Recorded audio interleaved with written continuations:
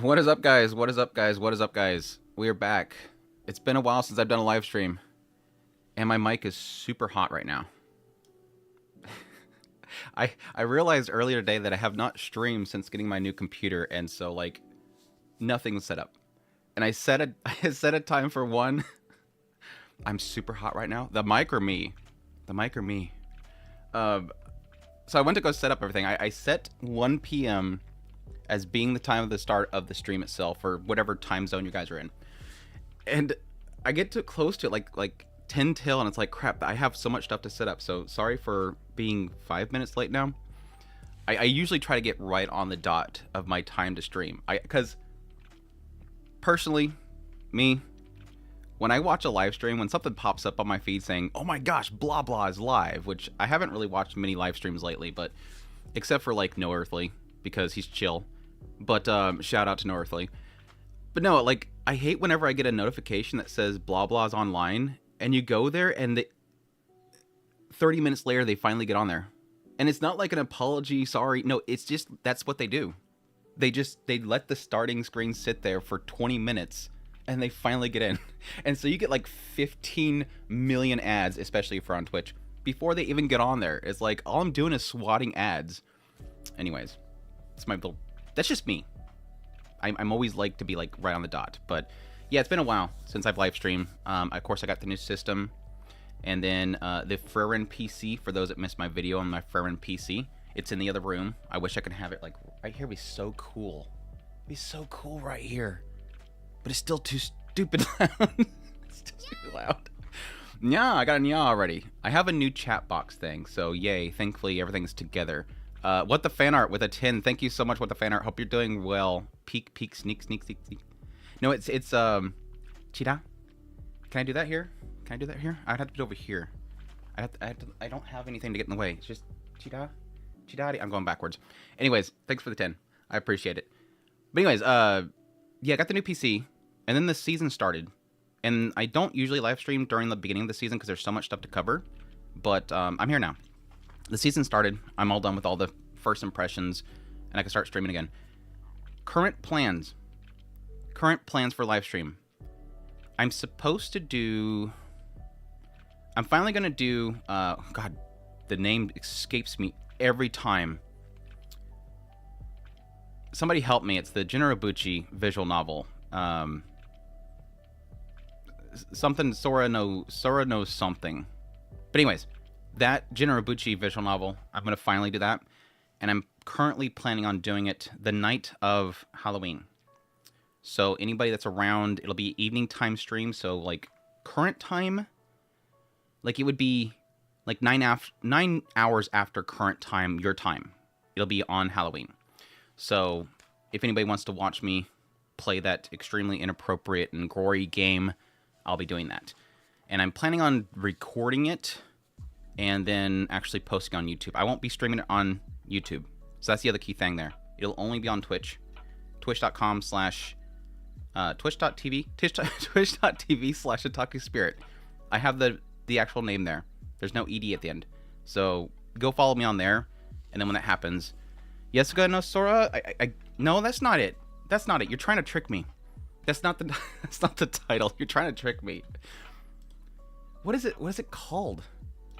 I have it in my thumbnails folder. Cuz I already made a thumbnail for it, I think. No, it's in my OBS. It's Song of Saya. Song of Saya. I think it's Saya no something. Is it Saya no I don't know. Anyways, Song of Saya. That's the one I'm going to be doing. So it's going to be super gory. It's going to be super, I'm guessing, terrifying. I started it up just to make sure that the OBS is all set up. It's extremely, it's 4:3 ratio. It's 4:3 ratio. We have a 4:3 ratio video game I'm going to be playing. This is like old school visual novel, apparently. I'm guessing it was made in 2001 or something. Like just before widescreen became a thing. Sayano Uta. I was going to say that, but for some reason Uta wasn't clicking with me. But yeah, that's it. But I'll be doing that on Halloween. So if anybody wants to hit me up on Twitch when I'm doing that. And again, if you don't like Twitch or you're not going to be around then, I will be taking the cut version and putting it over onto YouTube later on. I can't stream it on YouTube because I'm too afraid of copyrights. Plus, yes, I'll be playing the uncensored version. It's probably gonna cost me my Twitch channel, but I'm gonna play it there.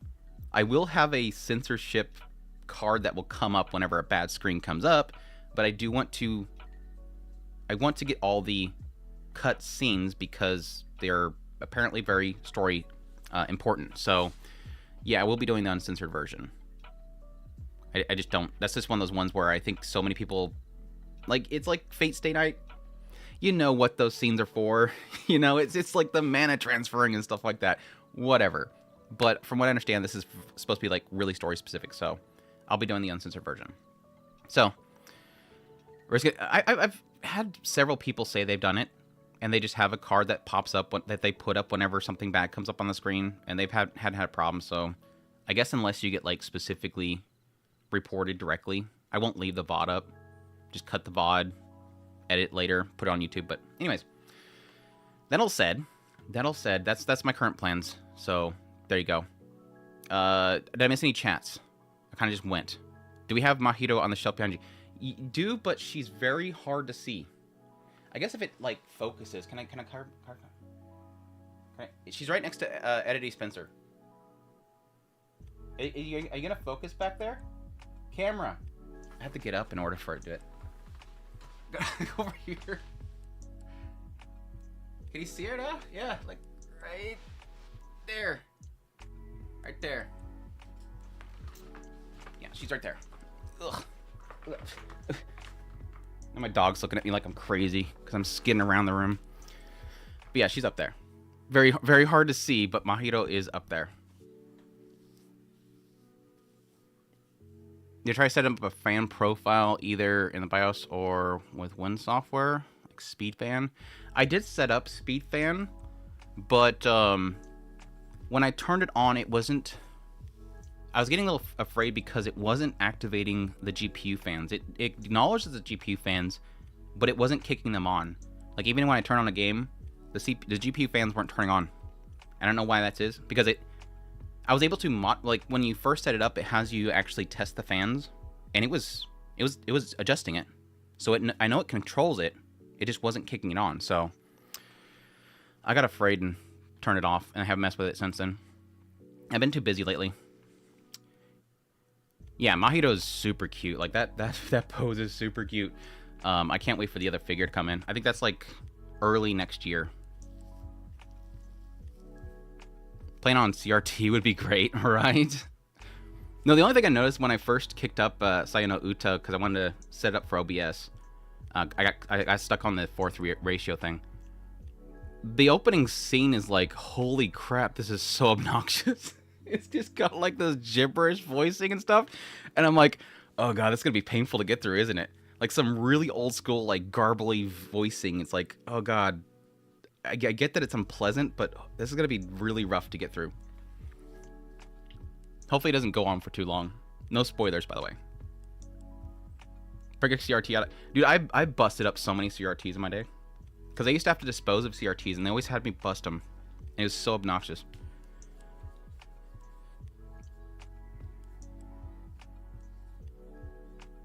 Stealable car overlay, people have the same problem with the sound or the CRT thing? Oh, the censorship. I get you. The noise from this CPU AIO, though, I'm like 95% sure, because like when I basically had it, took off the side of it and kind of put my head down there to kind of hear up or down, and it sounded like it was mostly coming from the AIO. I guess I could, yeah, just probably set up just for the AIO. What's up, JMB? Anyways, that's that. We have today, for those that have come here, so we spent a little time jabbering. I think we're set to start. Hold on a second here. Twitch is always so mad at me. It doesn't like my bitrate. It gets so mad at me with my bitrates.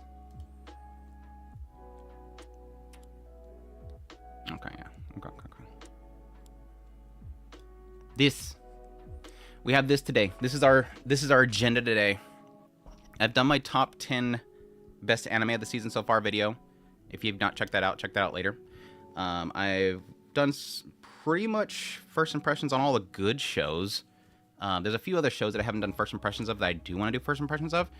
And additionally, I need to move my cam too. Am I delayed? Is my lips matching? Gosh, I hate setting up a new computer. It so sucks. Everything's broken, even though I like import and everything. It's still all messed up. But anyways, done first impression pretty much everything. So we're just gonna go through every single title and give it a tier ranking so far. So it is time. Fall 2024 anime season tier list rules. And my usual stipulations here. This is all based on the current season, fall, all the shows that I have watched, and I'm going to be ranking them based on the season itself. I've had several times in the past where people go, but Andrew, you're saying that this show is worthy of A tier? It's not A tier. I'm not comparing A tier to like the year as a whole, because there's a lot of shows I would probably say this season aren't, like a majority of these shows in this season are probably D tier compared to the rest of the year. But I'm going to be ranking them in the season itself. So people are looking for shows in the season itself. This is their ranking amongst each other in the fall season. That's what I'm kind of focusing on. So don't think that you could take an A tier show that I have for this season and say that it is equal to an A tier show in winter. Winter was insane, dude. Like, I keep looking back and winter's insane. So that's the stipulation I want to make there. And it's all my opinion, bro. I want to make sure that's clear too. It's all my opinion. This is definitely a bit of a weakest season for me. I agree. I forgot to turn on my chat box. Does my chat box still work? Let's see. This might be bad. This might be really bad. Let's see how this works.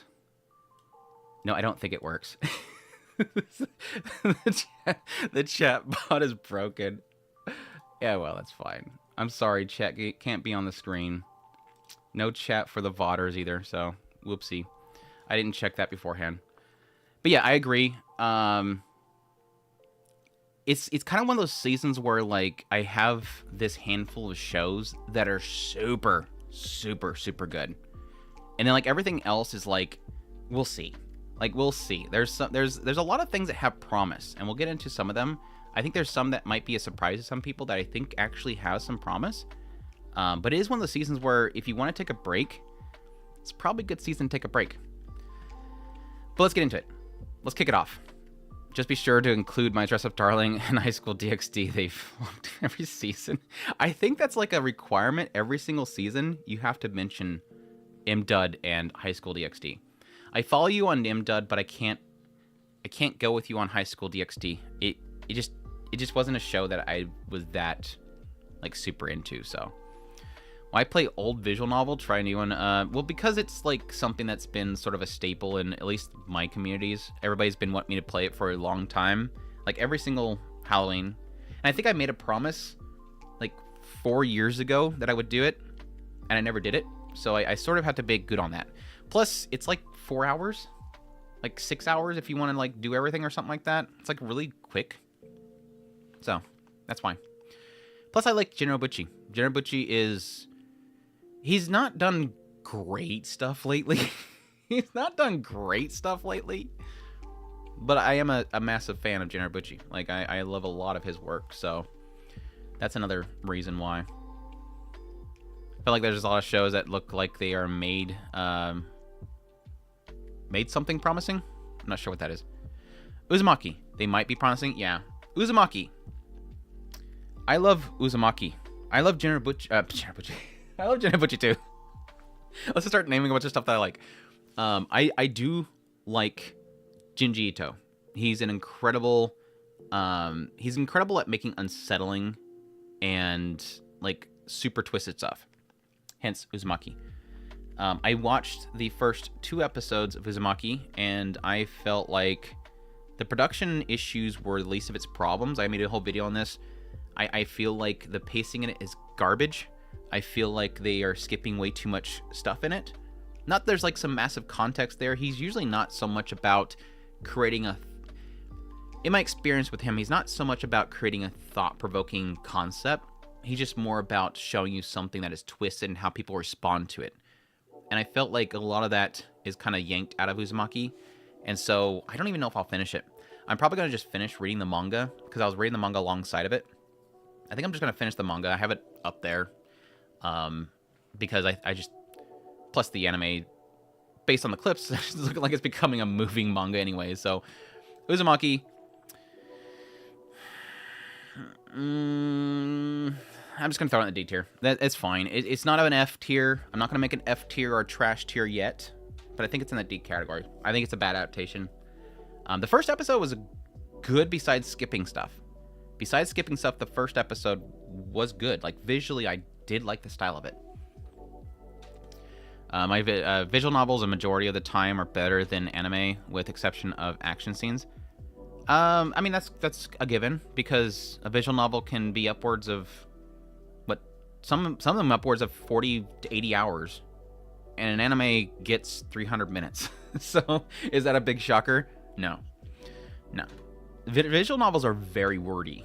That's why I don't finish any that I say that I'm going to finish. And I have, you can't see it here with the cam over there, but I have like a whole, okay, so we can do this. These are all like up here. These are all my recent visual novel buys. I have some more in cabinets and stuff like that on my shelf there, and I've not played a single one of them. Because I'm bad.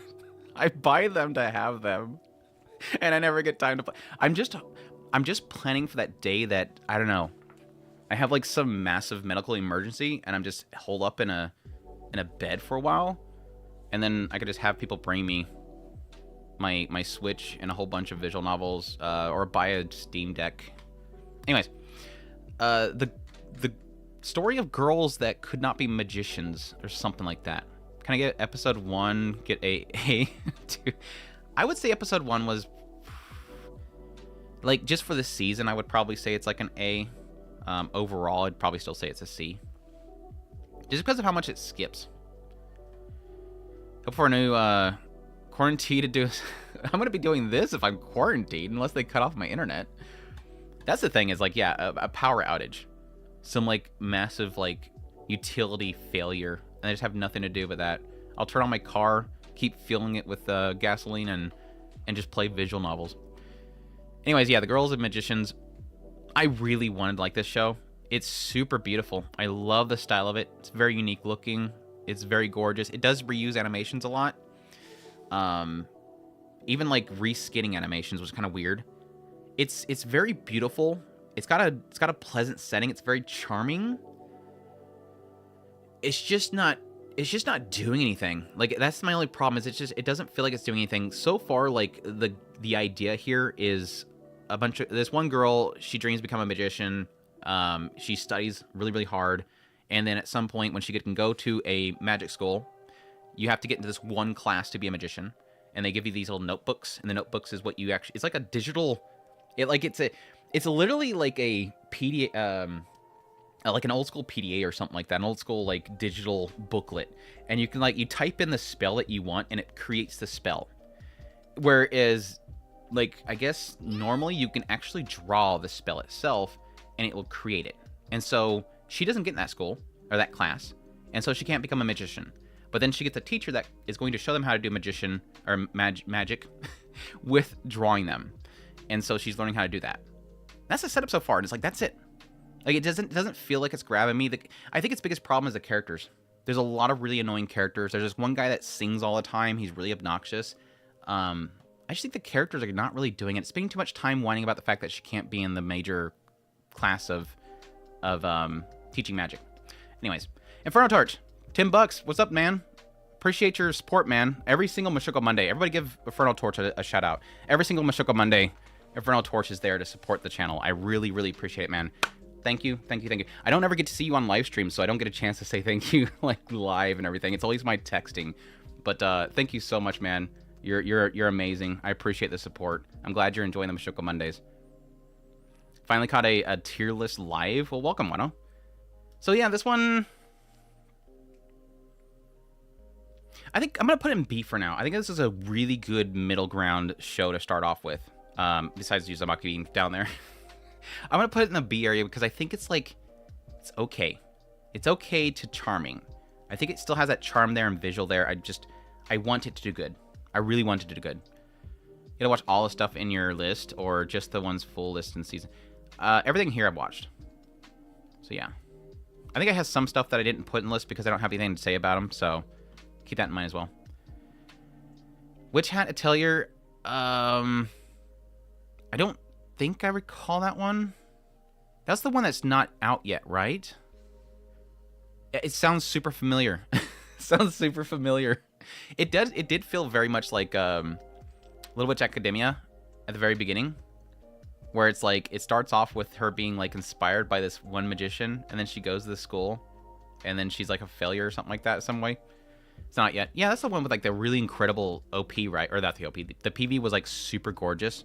And everybody was flipping out about it. Yeah, I'm like super excited for that one. But yeah, that one has the same concept. That was the one where she can't become a magician and then she runs into somebody that's going to teach her or something like that. Yeah, yeah.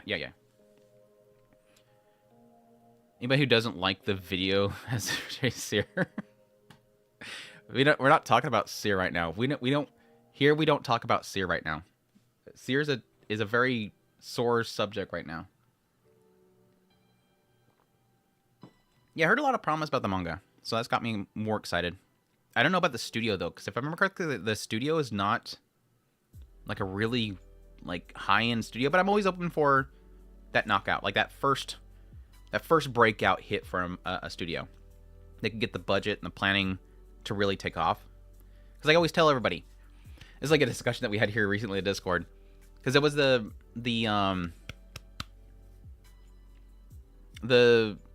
Tabat, the beginning of the end. Everybody was freaking out about the studio that's working on that, and I'm like, I think people don't realize that in a lot of cases, how good the quality of a show is yes, it is severely depending on the studio. You have talent there. You have, like, you know, a certain style to it, equipment, structure, all that kind of stuff. But it doesn't always mean, but there's a huge part of it that is budget and planning and all that other kind of stuff. If a studio can get a proper budget and planning and schedule, they can make that big hit. A lot of people don't realize Ufotable has not always done Fate Stay Night. They've not always done mobile game and video game high budget trailers. They used to do Ninja Nonsense. Wasn't it a visually incredible show? So they had a breakout at some point. And so, yeah, technically, Spot could be that breakout for them. Anyways, side tangent. Spirit Chronicles. I really hate Spirit Chronicles. I really don't know why I'm continuing to watch Spirit Chronicles. I really hate Spirit Chronicles. It's got cute characters. My gosh, the female characters are really cute. I really wanted them in the first season to do something very interesting with the main character, because he is I died in a bus that got hit by a train. I get transported into the body of somebody in another world. But it sort of implies the idea that he's still himself in there. Like, the person that was originally in that body his mother was murdered, and he wants to get revenge. And so when he's placed inside the body of that person, he doesn't take it over. He still has all the memories of that previous person and that hatred. And it almost felt like they were going to have a battle of minds inside of his own self. Like, who's going to control this body? But they never did that. They keep implying it, but they never do it. This new season has been super boring. Like, it's just been essentially his girlfriend, the girl that he liked in his previous life, gets transported at the end of the previous season. He goes and saves her. They hang out and play house for like literally 2 episodes. And then he goes to the Spirit clan, asks them to look after them. And he's going to go look for the others that got transported, because they're all possibly heroes that were transported to this world to save it from ruin. The other thing that drives me nuts is that they have these Japanese people there now, and they still speak Japanese, so the Spirit is translating for them, and their minds are linked, so they constantly have this echo of gibberish talk while they're talking in Japanese, and it drives me nuts. It's been a very weak season so far. Not a terrible show, but a very weak season so far.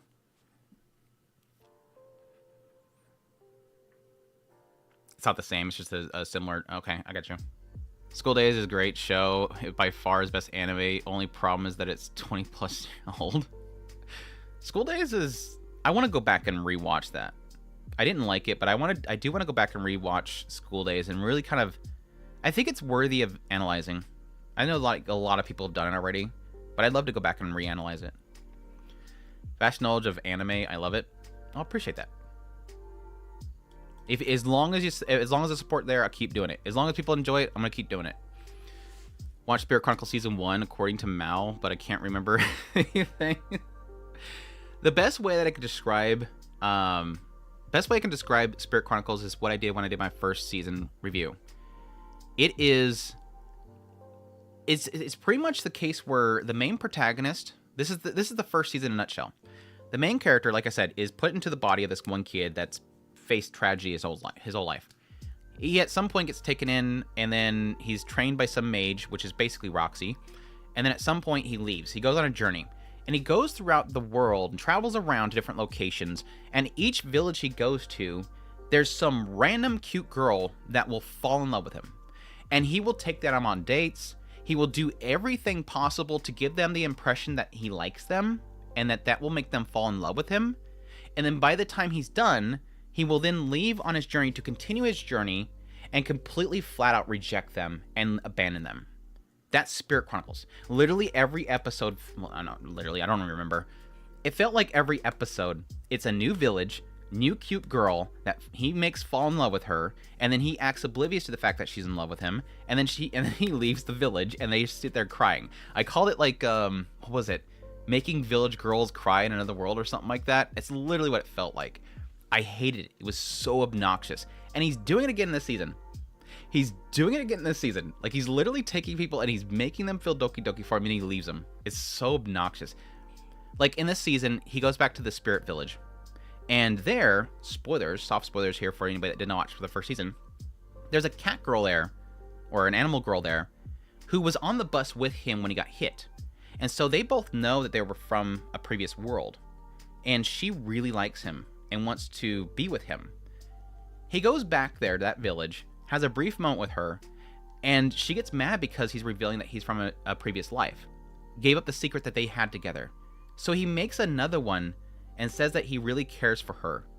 Yeah, he's like a frat boy traveler. Exactly. Frat boy traveling another world. It's so freaking obnoxious, dude. It's so... It's like he's emotionally manipulating girls, but it doesn't seem like he knows he's doing it. Like he is... It's like he's playing the... It's like he got a handbook for how to play to be a playboy, but he doesn't know what's on the cover, so he doesn't know what he's doing. He's just reading it and playing that playbook. It's aggravating. Anyways, moving on. Spirit Chronicles. I want to put down Dino. I freaking hate this dude. It's not that bad. At least it's got cute characters. It's got that at least. I do like the female characters. I love the Roxy character. She's super cute. And it seems like she's at least second place right now. I don't think she's first place. I don't think she's gonna win, but she's definitely up there for him. Anyways. Spirit Chronicles is so generic, it's comical. I have female characters for the... I will say, like, the harem aspects is very generic. I just feel like there is something interesting in the world if they do something with it. I don't think the world itself is generic. I feel like there is a cool story there they can do something with if they can get focused. Goes around just cucking women, right? So I won't miss much. Thanks. Hey, Cheto, how's it going? Hope you're doing what? Or hope you're doing what? I was reading Edis what? The emote doesn't have an emote in my chat bot. I wish it did. I don't know why it doesn't. Anyways, I was responding to you and I read Edis what, and I was trying to figure out in my brain what Edis what was. That's why I said what. If you want to see maybe really manipulate girls, you could watch School Days. Right. He's like the top tier manipulator. Sorry for triggering. The show's second season is way off. Dude, I hate the fact that it's got a second season still. To this day, I hate the fact that it's got a second season. There's so many shows I want a second season of. This is one of those why second season ones. Anyway, somebody likes it. I'm happy for them. Orb. Is it a question? What's chat's read on Orb? What are we thinking? Has anybody in chat actually watched Orb? I guess that's a better question. Has anybody in the chat actually watched Orb at this point? Besides me. Julius, S tier, thank you. What the fan art, S tier, thank you. Anybody else? Anybody else? Me, what is it? You can't just say me. What's your score? Haven't seen it, heard lots of good though. It is super good. Easy S from Mihao. I don't know why I'm flubbing on that. Super good. Let's put S tier. At least the chat agrees with me. Sorry, S tier. Good. Thank you. Thank you. Already said S. Good. Everybody should acknowledge the greatness that is Orb. Orb is fantastic. I made a whole video on this. I literally am already... I hope I'm not cursing myself, but I would say easily... I mean, it's hard to fight with something like ReZero because ReZero already has an established franchise. ReZero is super freaking good. It's had, at this point, 50 plus episodes, so it's hard to put it up against something like ReZero. But just with its first 3 episodes, Orb was just phenomenal. Episode 4, still liking it, but definitely that 3rd episode was like, building up the 3rd episode was really fantastic. That was like its own story arc, and it was so freaking good. It does the whole idea of inspiration, that desire for a scholar to seek knowledge. All that stuff is so well put. Yeah, the terrors of society figuring you out and you being burnt at the stake. All that stuff's great. The directing's fantastic. The visuals are spot on. It's just super good. It's super freaking good. Is better as a weekly or a binge, you think? That's a good question. That's a good question. Because I watched the first 2 episodes in a binge. And then I watched the 3rd episode, I think.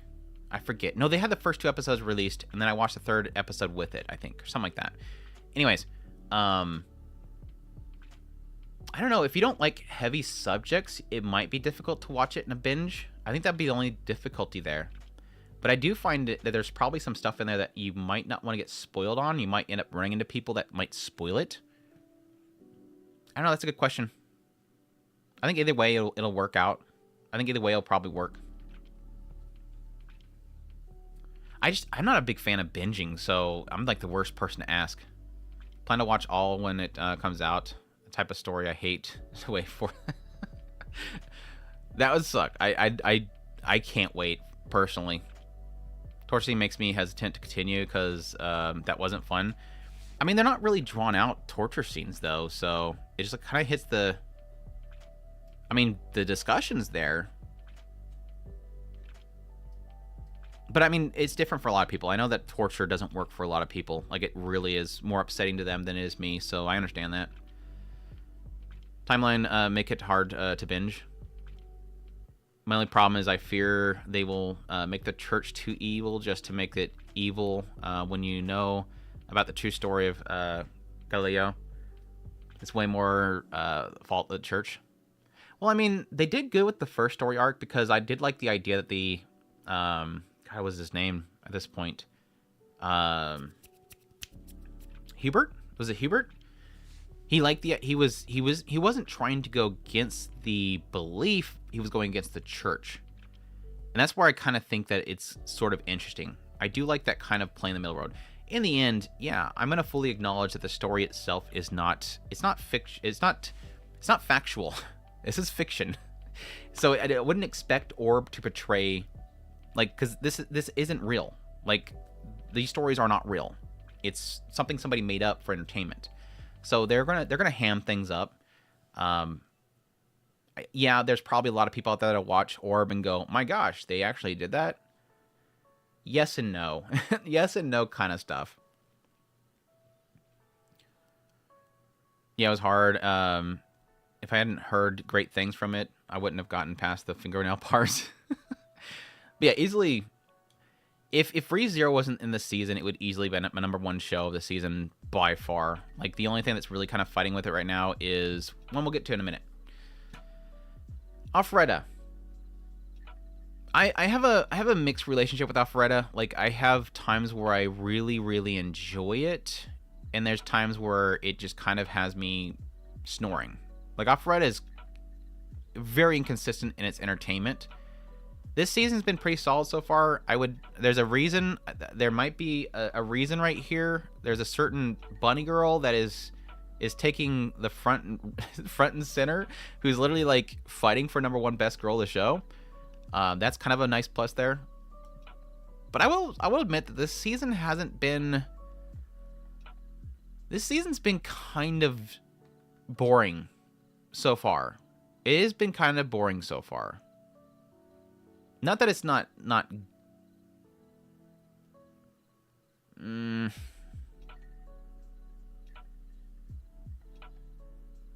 hoping it gets better, but I think I'm gonna put it like in the C territory. It's like a B- C+ area.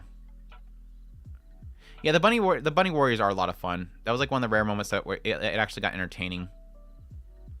Yeah, you're kind of right. I'm gonna put in B. B-, like really low B for me right now. I hope it picks up at this point, but it has been mostly kind of just standing around, getting with the bunnies, talking about them wanting to, go saving the bunnies, talking about the revolt and all that kind of crap. Good afternoon. What's up? Welcome to the stream. Glad I caught the stream. Mecha Ude. How is Mecha Ude doing for people? I have not seen anybody talking about Mecha Ude. I think I've seen it on a couple thumbnails for some other YouTubers, but I haven't really seen anybody talk about Mecha Ude. I know people talked about Mecha Ude back when they released that one little pilot or something like that. It was a single episode or something like that. And I haven't seen anybody talk about it since then. For me so far, Mecha Ude has been essentially sci-fi generic shonen. Sci-fi generic shonen. Like, it just feels so generic. It's boy that gets the powers, and then the organizations want to stop him. There's two different groups. One side wants to help him, question mark. Other side wants to steal it. There's the people that use it badly. There's the people that use it goodly. And he's the middle boy that just doesn't want to be involved. That's it. It is fun when it comes to the action, but I feel like everything outside of the action is blah. I will admit that here recently with the last episode I watched, where it actually gets into the girl and her history and the snake mecha, the snake arms user or whatever that she's trying to hunt down that killed her family, it kind of got a little bit more interesting. At least it got character drive in there. But again, it's another she's looking for that one user type of story. I don't know. It feels like it feels safe. That's the best way to put it. It feels safe. Mecha Ude feels safe. And that's why I think in the end it might not pan out to be anything good.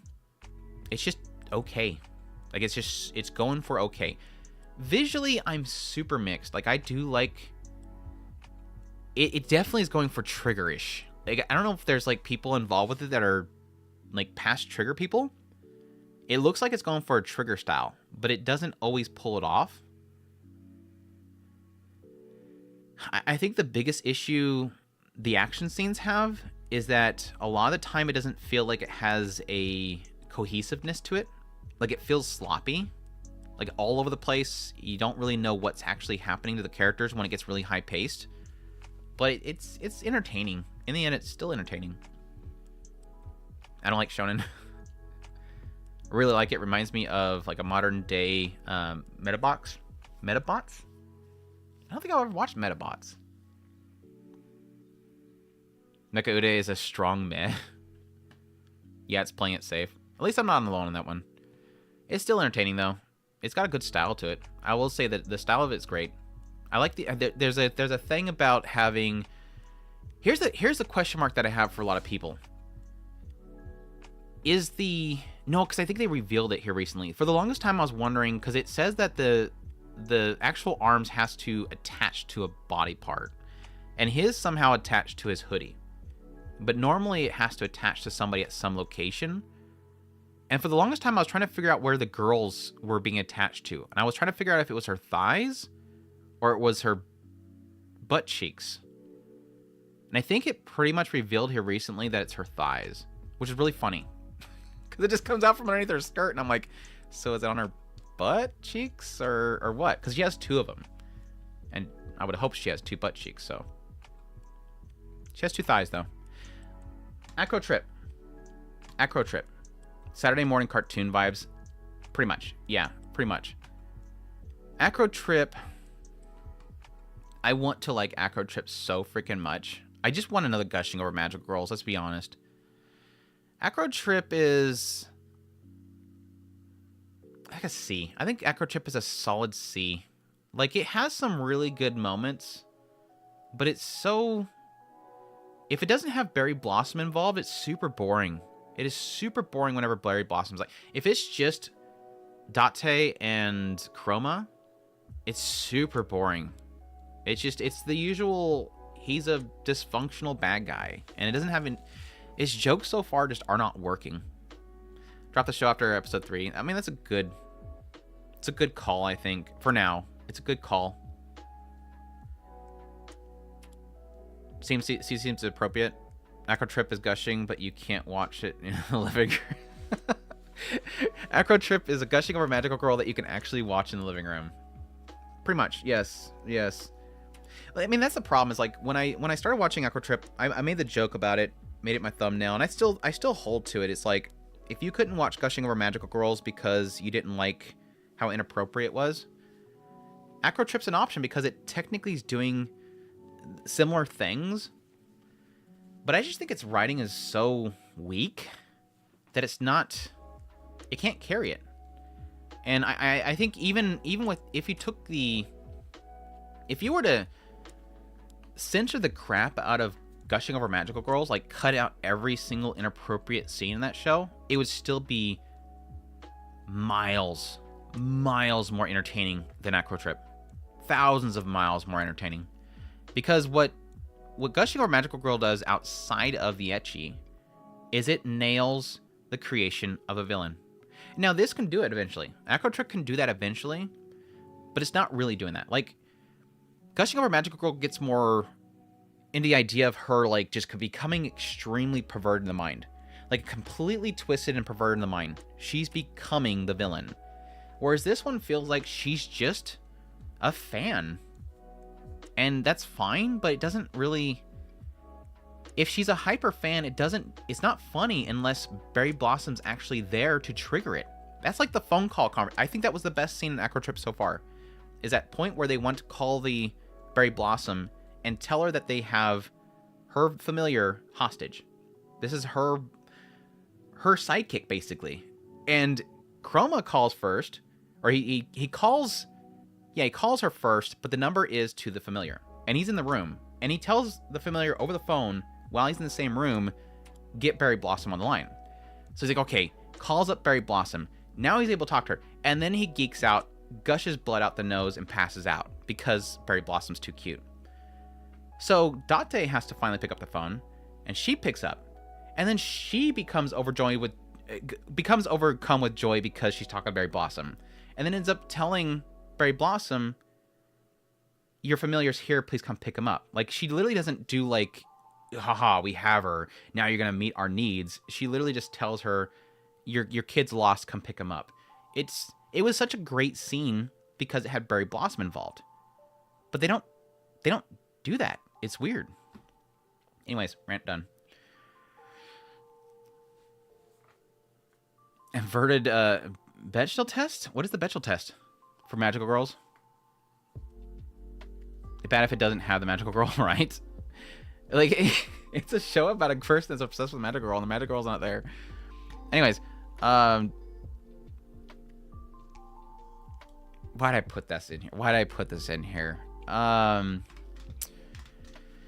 What is not My Dress Up Darling or Dress Up Darling PG-13 edition? Where does this go? Where does all ages version of My Dress Up Darling go at this point? Because we're at the point now where this show is so sanitized it's not even funny. It's so sanitized it's not even funny. Like, I'm just ready for these girls to start dressing up in like full robes, like just like a full monk robe, just like cover the head and everything, cover her up, make sure no skin is showing. This show's getting so censored. I don't call it censorship technically, but it is very clean. It's very for kids. We're going for the My Kids version. This is like what was the big one in the West for the longest time that was doing all the censored anime distribution? G Kids? Was it G Kids? Not G Kids. God dang. It's a C show right now.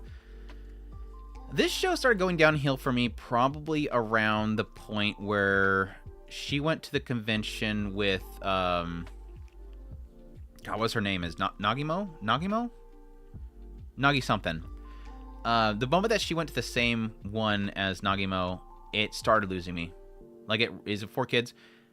It started losing me at that point because the writing started to feel very, very stale and repetitive.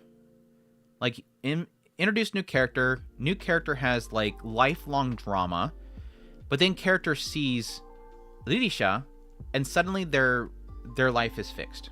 That's the concept of what this show has become. Introduce new character has massive trauma. They see Lirisha dressed up as Lirisha, and then they get fixed. It's become very boring for me. I'm still watching it. I still have some moments that I enjoy of it, but it has become really stale for me right now. That's why I stopped covering it. People were asking why I stopped covering it weekly. That's why. It's just I don't have much positive things to say about it. B for me. That's a solid, in my opinion. 2.5 second core is getting better. To be honest, really. The in my head screaming MC got quieter. That is true. That is very. You're right there. If your problem with the first core was him screaming all the time, yes, he's chilled out. Thankfully, he is thankfully chilled out. I did kind of question here recently, and I think it was in the last episode. They go in there. They had that one photo shoot inside that rented room, and then they both come in there, and he's literally on the ground, and he's freaking out because what they're obviously dressed up in. And it almost looks like he's doing a humping. I know he's wiggling, like, oh my gosh, this is great. But I'm like, it kind of looks inappropriate. Like, it kind of looks like he's humping the air. But okay, we won't point it out. 2.5 manga has a lot of nudity, so you can say such. Yeah, my argument there is really, I feel like it was a choice. I haven't seen a confirmation one way or the other, but I feel like it was. All signs were kind of pointing to it being a choice by the owners. I would love to see if they possibly came out and confirmed that. Because a lot of people early on were saying that it was a choice by the creators. That they wanted to pose it as... I would say I'm 95% sure that it was a choice by the production team to appeal to a broader audience. That's a given. You make it more conservative, I guess is the best way to put it. More covered up, less, ecchi. You're going to get a broader appeal. You're going to be able to broadcast it to more people. That's a given. And they probably felt it wasn't that much of a loss by covering up things and not showing as much. The annoying thing is that it feels like a bait and switch because the first 2 episodes has good ecchi. The first couple episodes has good ecchi.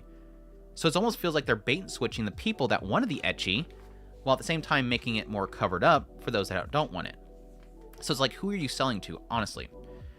But I heard a lot of people claim that later on in the manga, 2.5 dimensional seduction gets cleaner. It doesn't. I had somebody look into it. He showed me a lot of examples. It doesn't. It still has plenty of ecchi. It still has plenty of nudity. So I don't know where people are getting that they adjusted the anime to fit later in the manga. Because it doesn't seem like it's true. Putting it in C is a greater portrayal than happened to Seer. How can you portray something that doesn't... Anyways, you know what I'm going to say. How can you portray something that doesn't? Has a lot of nudity. Yeah. In the manga, it makes sense because they actually show it. And so his reaction makes sense. Yeah, I think my issue... especially here recently, was having really good scenes that were technically ecchi that give the character more spotlight. Like, they skipped the whole segment where it gets into the teacher and her friend that she used to cosplay with and getting into their romance. There's like a little bit of hinting at their romance, and they completely skip it. Don't you dare. Probably made the first episode and the community asked to change. Well, no, they can't change that fast. Then I can't go with you on that one. They cannot change it that fast. They would have to have, for a 2-core season, they would have to have at least 8 episodes fully completed. Otherwise, you'd be already seeing massive delays. They would have to have at least 8 episodes done. Because once those 8 episodes are done, they could have enough of materials, maybe half materials for the rest of the stuff completed, and they can finalize them as the season starts to air. But there's no way, no way in heck they can produce... When they start kind of covering up everything, I think the first 3 episodes had plenty of ecchi. I think 4 and onward, is where it kind of covered up, or it started showing less. There's no way they can make an entire episode and all the episodes after that within 3 weeks. It's impossible. So, nah. Anyways, moving on from that. It's still a good show, though. It's still a good show. Just not... It's not something I'd go after every week. It's an okay show. Here. Sumisho. If my wife became an elementary school student, or my wife became an elementary school student, there's like multiple titles for it. S tier. S tier. I can't go a single week ever since. Well, I would probably say the first episode too. Maybe not the second episode. I would say like most every episode of Suma Show. I can't get through it without at least getting teary-eyed. This show just keeps wrecking me. It's super freaking good. For those who don't know what it is, it's basically guy has a wife and a child. The wife suddenly one day dies. Cut forward 10 years, suddenly out of nowhere, or he doesn't move on with his life. His daughter doesn't move on with their life. They're just depressed all the time. Their life basically comes still. Like it shatters them. Suddenly out of nowhere, an elementary school student shows up and she says, "Hey, I'm your wife. I was walking by here, and then one day, bam, all my memories from my previous life came back to me. I'm your wife. What the hell are you doing? Get your crap together. Move on with your life. It saddens me that you didn't, that my passing has caused you to basically stand still, but move on with your life." And it pretty much from that point on just becomes this aspect of they lost something, but now they get it back, and they're able to kind of do things together as a family again. But yes, she grew up in this life for 10 years and has her own family that she has responsibilities to, and they can't be seen together because this is an elementary school student. There's a lot of that stuff that kind of creeps up. It gets into their lives. They're moving on. The idea of loss, the idea of regrets, not being able to do the things that you promised that you would do with your spouse or whatever before they passed away. It's just super heartfelt. And when it starts getting into the actual mom of the story, Takae, it's super good. It's super good. And I can't wait for more. Really great show. Not the most visually amazing show, but it's fine. It's fine visually. The show is A-S. I would say A only because animation is just not definitely not an amazing visual show. Suma Show, it's a S for scandalous. Yeah, ask Twitter/X what they think of it, and you'll probably get plenty of ideas there. Don't have enough much. Kind of like the character reacts normally when they see nudity. Yeah. I admit some of the scenes hit me hard too. It's bittersweet. Yeah, I like that last scene in episode 4, ? It's so complicated. I love when it's so complicated because you're like, this mom is such a dirtbag. This mom is an absolute abusive dirtbag. I'm sorry, yeah, we only see one scene where she gets physical with her, pushes her, and you can say it's just like a moment of passion or whatever, or just she's worked up. But she is psychologically massively abusive to that child. And it's like, I don't want to forgive that. But it's like, I can see where Takae is going with this idea of like, she's technically happy now. Do I want to take that happiness away from her? Can she get better now? If I don't speak out about this, maybe she might actually get better. We might actually have a normal family. It's still like, I want her to say something. Tell this guy she beats me all the time. Or she doesn't talk to me ever. She psychologically abuses me by never communicating to me. She's isolated me in the house. Anyways, it's so good. I love those question marks, those conundrums.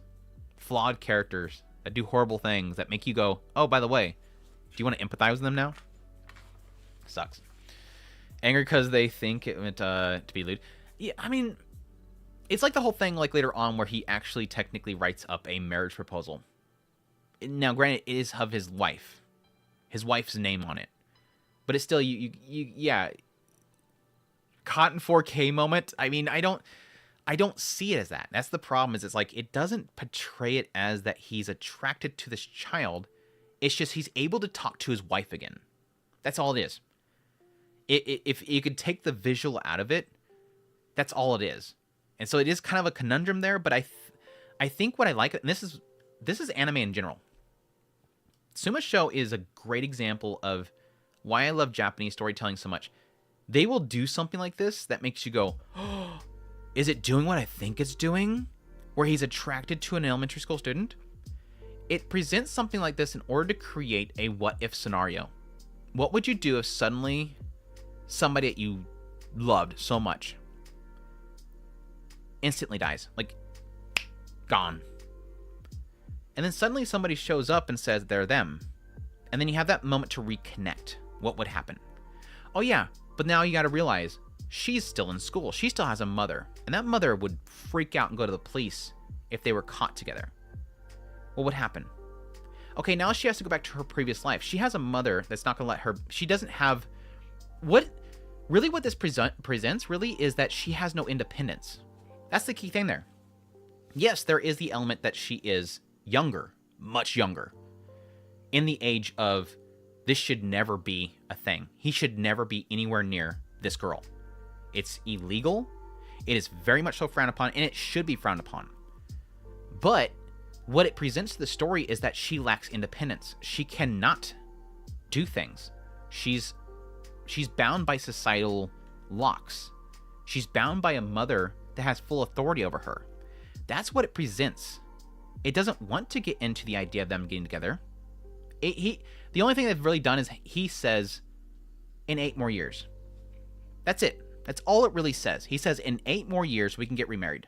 That's all he's thinking about right now. It's like, I just have my wife back, and 8 more years, we can get married, and everything's fine.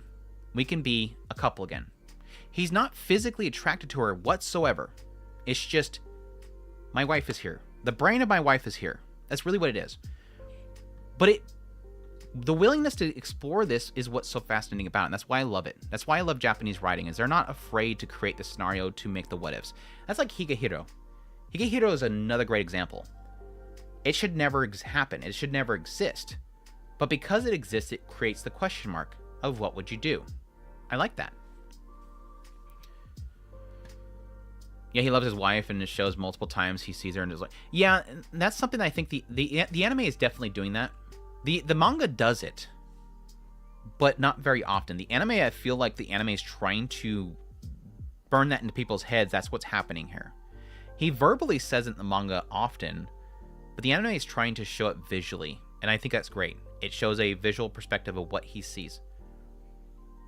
I think it's a mature show. Yeah, you have to be of a mature mind to understand what it's doing. Really. Explaining that a child is a regarded wife. Yeah, as he's trying to close her, nothing else. And that's really what it is. It's massive regrets. All these times that he said, we're going to go do something once, Mai gets married and gets out of the house. We're going to go do all those things. Never gets a chance to do it. And these social norms are only a problem because she's mentally someone else, not just a child. Right.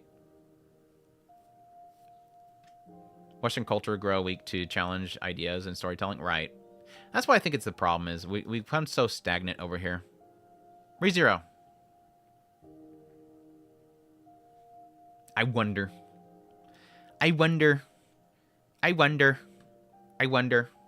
Season's been so freaking good. This season has been so freaking good. Absolutely fantastic. Visually amazing. Animation has been really amazing as well. Great character insights. The encounters have been fantastic. I cannot wait for next week. I can't wait for next week. Hopefully get to see more Capella. Really, are you liking Aoyuki as a deranged psycho lolly dragon? It's been amazing as well. I'm really ticked off this recent week with what happened to Mimi. Not happy, but I should expect that with ReZero. Anytime you get to liking a character, it's obviously something horrible is going to happen to them, and I'm not happy about what happened to Mimi. Mimi has been just amazing with Garv here recently. Absolutely love the two of them. We'll have ReZero for a long time. Yeah, that's the only problem is like we only have what 3 more weeks of it. Is it 3 more weeks or 4 more weeks? I think 4 more weeks. Yeah, 4 more. Because we're only going 8 episodes this season, and we'll have to wait. That's gonna suck. I hope they have a good stopping point. As for Betty's supremacy, the suffering will only make people love them. Or right, putting them in dire straits. But yeah, it's been fantastic. I cannot wait for more. I'm loving how much my theories are kind of going crazy right now. It's been great doing content for it just because I'm back in that mood again. And it was great because I had to rewatch the first 2 seasons and I didn't realize how much I loved it. I mean, I knew I loved it, but rewatching the first 2 seasons, I'm like, holy crap, this show's so freaking good. I miss how good this series is. Cannot wait to start reading it. Cannot wait to start reading. I want to do a Sentence of Bookworm first. I really want to do a Sentence of Bookworm first because it's actually done. But I really kind of want to get right into ReZero. It's just... It's good. It's so good. I love it. So personally, realized not death in 2 episodes in long time compared to the old arc. The show is gross. Yeah, I mean, it could be multiple things. It could definitely show his growth. Really, I guess it's more the idea that he's not put an immediate threat, and he does technically have more allies. I mean, he did have allies and still died in the first season, so let's not get that wrong. But or the second season. Well, I mean, both seasons. Or it could just be the idea that it might the author themselves might just not want to get too heavily invested in that kind of stuff. Because I always feel like the deaths in ReZero, and this is why I really like the first season, as much as people hated like Subaru and when he get really kind of flustered and upset and just make really stupid comments like what he did to Emilia, where he said, "You wouldn't be alive. I did all this stuff for you. Blah blah blah blah blah. You wouldn't have made it here if it weren't for me." His frustration and fear of like Rem and Ram with the whole situation at the mansion. I feel like the writer does the resets thoughtfully. I mean, there's going to be times where it happens because he just makes a mistake, or he just runs into something that just one-shots him. But I always feel like the resets have purpose, and so that's what always makes it great. Sometimes it's to test something out, or an assumption that something is an I win card. Like, let's face it, he called Reinhard because why? Reinhard's an I win button. He hit that button. Here comes Reinhard. Great. Good. Got it. Taken care of. Let's go back to Emilia. And then no. Sometimes it's to test something, but I think most of the time it's to tell a story or tell a character from a different perspective. And I always love that about the series. Do ReZero first, you can dig into it more. Yeah, the only problem with that is that I don't know, my rate of, I don't know, anybody that has read ReZero, do you think, because we don't really know when it's going to end, do you think I would, once I finish Mushoku Monday, which, I don't know, people were theorizing I'd probably finish sometime by mid next year. After I finish Mushoku Tensei and the side volumes, if I started ReZero at that point, do you think I would finish ReZero, what they currently have released, before he would finish writing ReZero? Question. For anybody that knows how freaking slow I am at reading through Mushoku Mondays, do you think I would actually finish it? It's on arc 7, I think, of 12.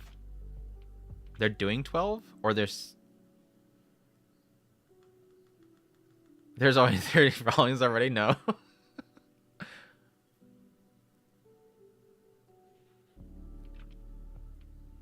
Yeah, I'll be doing Dragon Tales. I'll do all the side stuff. Probably not this 30 plus already. I don't know, does he have do people have like a theorized time limit on, do people have a theory on how much longer he'll be writing ReZero? Like 2 years, 3 years? Because I feel like depending on how much it is to really dive into with the novel series, he's going to take him 10 years to finish? Then I could probably not get caught up with it. I'm joking.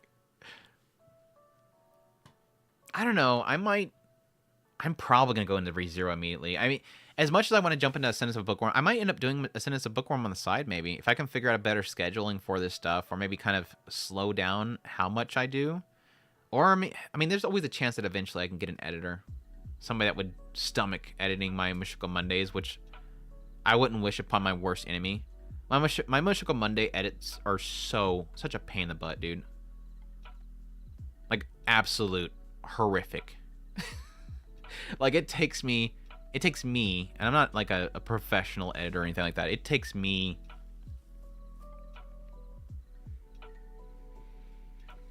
what was my one last night? It can take 4 to 5 hours to edit my Mushoku Mondays. To edit. I would do it, but I have no idea to edit. I appreciate that, Sky. I appreciate this. I appreciate the kind gesture there. You can alternate between Ascendance of Bookworms and 0. Oh, that's a good idea, too. It depends. Like Mashiko, the reason why I haven't, the truth why I haven't done anything outside of Mashiko Monday is because I don't want, I have a problem when I'm super hyper fixated on a story. I have a problem with reading things outside of that because I'm too afraid of it muddying my thought processes.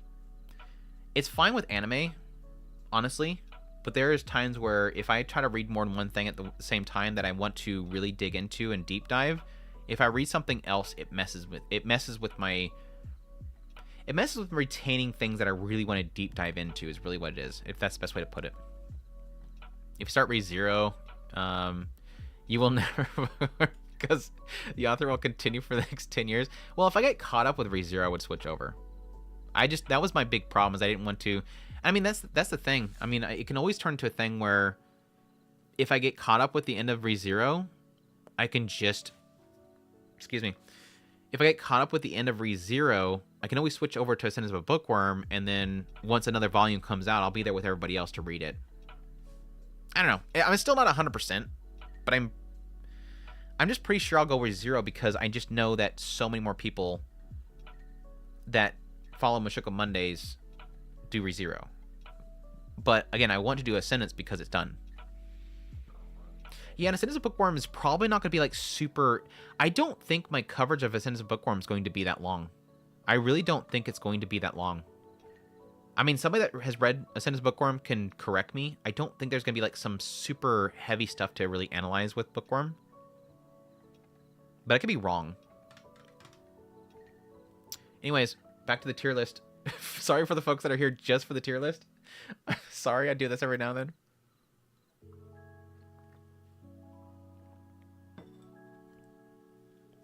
You mistake? Like I'm wrong on that one? Or you're talking to, I'm reading ReZero novels better than watching the anime.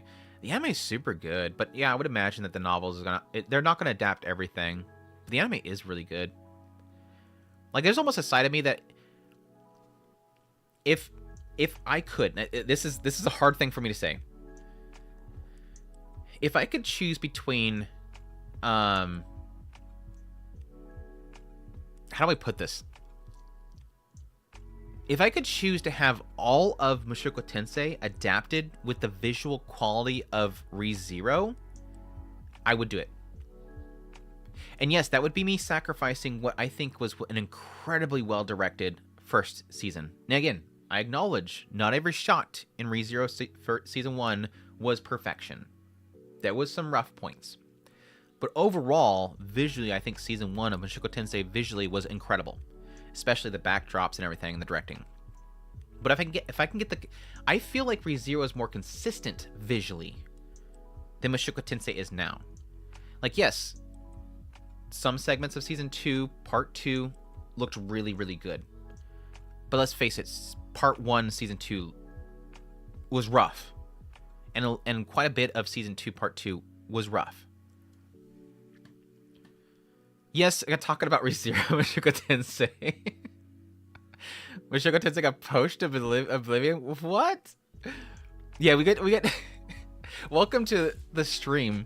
Anybody that has not been here before, we get to any inclination about ReZero Mushoku Tensei and you're going to talk about it for a good hour.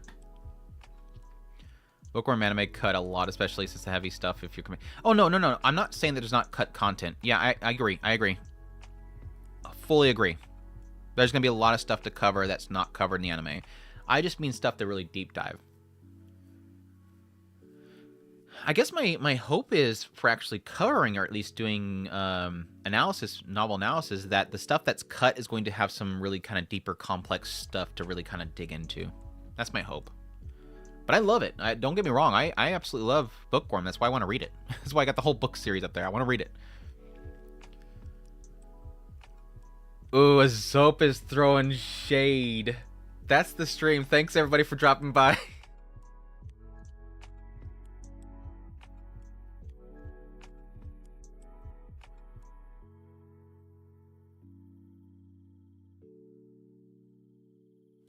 I'm just joking. Why does the chat thing work over there? Why does the chat thing work over there? Where's the stream thing?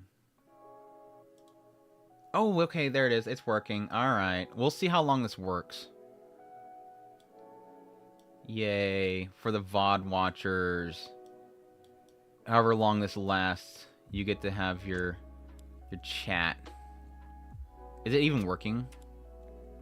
I see YouTube. Is there anybody on Twitch right now? Hey, VOD people. I guess I could just do this. Test. I think it's supposed to post at both locations. Or does it show me?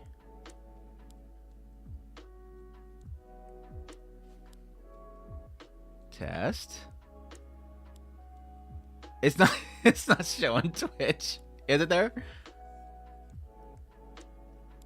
No, I'm not talking about. No, I'm talking about the in the video feed up here. Does it show? There's Sky. See if Sky pops up in a second.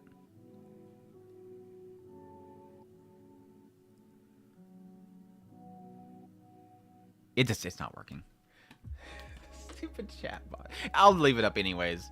I'll probably get banned on Twitch because I'm showing YouTube chat over there, and apparently that's against terms of agreements.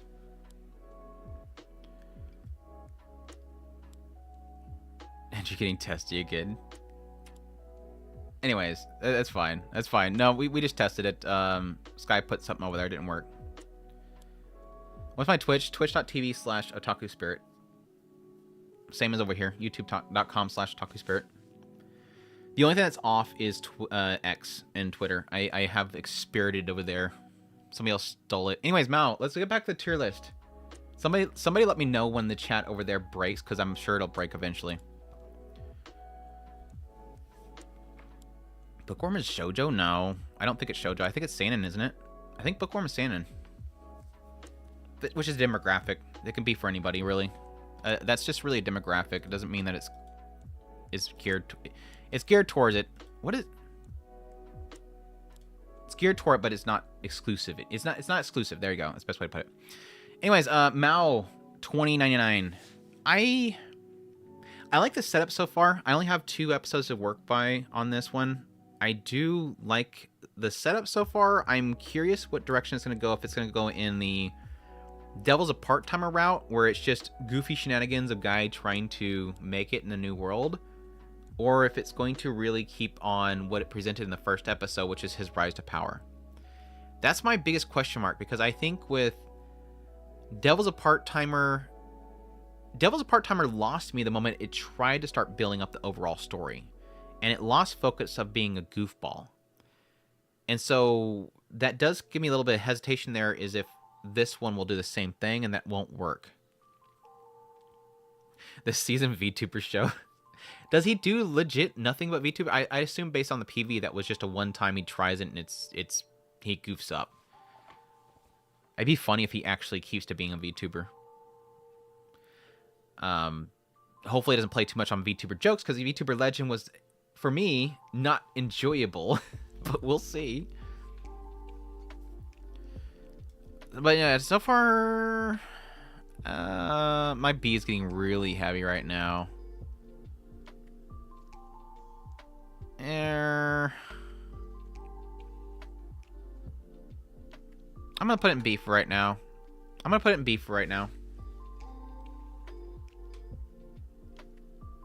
I like the setup so far, but I was worried the last part about the YouTube thing.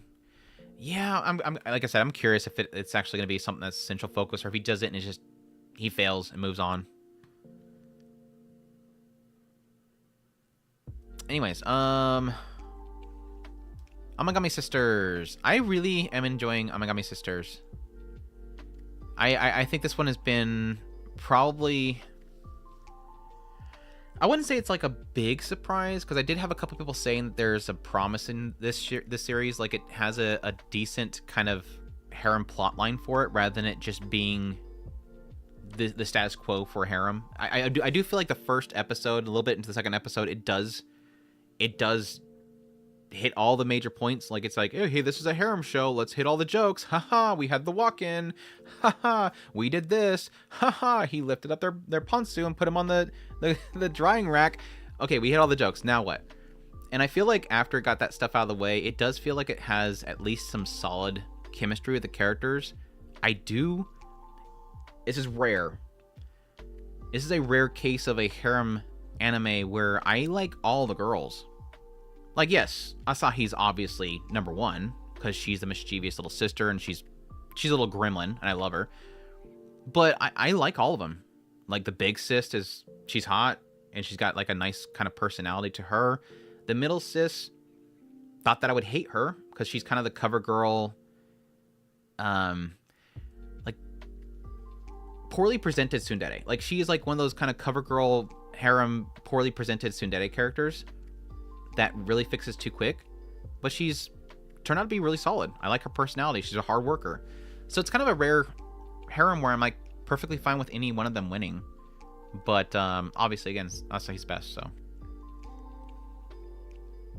Amagami is S for sisters. It is fun. A for Cunny. Yai is number one. She's great.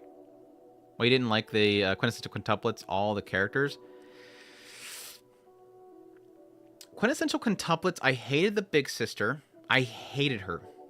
Let me get a list of those characters. I don't remember like half of their names, which is pretty much proof as to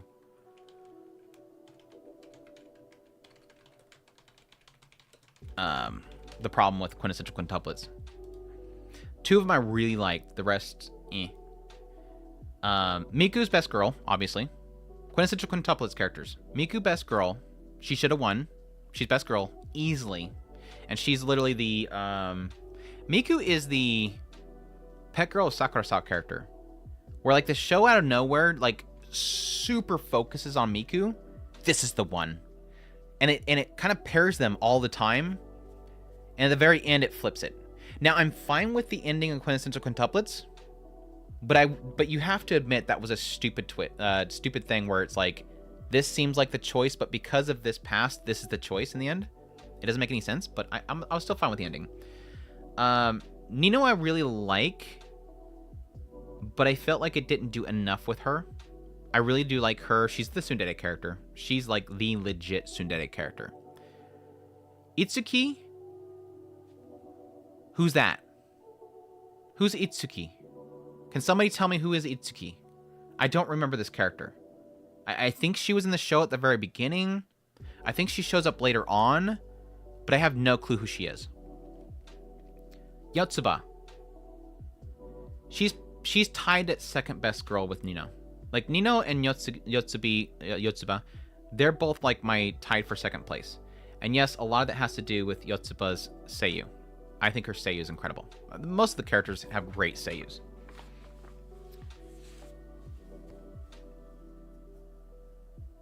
This mangaka was Negi's assistant on QQ. A person, probably. Yotsuba. Nina should have won. Best girl robbed. The one that eats a lot. The one that eats a lot. Itsuki felt like one of those, one of the bros in my. Yeah, that's what it is. Like she's just like it's like Makane. It's like they just see him as another one of the bros. Ichika. By far, easily the worst character of the entire show. I hated Ichika. She was so freaking nasty. Such a nasty character. Which is fine. I'm not saying the writer can't do that. But she's horrible. She's horrible. She's horrible. I'm sorry. She's like literally the villain of the show. Was not worse. She had a villain. She didn't have a villain arc. She went the villain route, but she never recovered. Is really what I would put there. I would put any other character above her as, like, if I was doing a greater than list here, she literally tiers lower than everybody else. Like I would take the sister over her. It'd be a wait because she's too young, but Ichika's the worst. Ichika's literally the worst. Anyways, that's my tier list for that show. But yeah, Miku's easy best girl. Miku was robbed. Now I lost my windows here. Ichika was real and worked hard to get what she wanted. Yotsuba didn't. I would have. Yotsuba put in all the effort with her clubs. She's a yes girl. That was her whole story. Is Yotsuba was a yes girl. She works hard for everybody else but herself. That was that was Yotsuba's story. Yes, Ichika worked hard at her job, but she also robbed from people.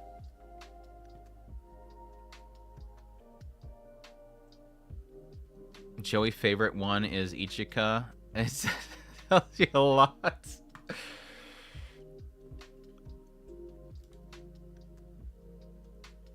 There you go. That's the thing. This is what makes them more sense, though. I mean, like I said, the way they concluded it was fine. I was fine with the story's ending. Wasn't my pick, but it was a fine ending. At least they didn't go for the usual cover girl character. Like, honestly, if you ask me, and if anybody has not watched Quintessential Quintuplets, mute your microphone for the next, like, 10 seconds.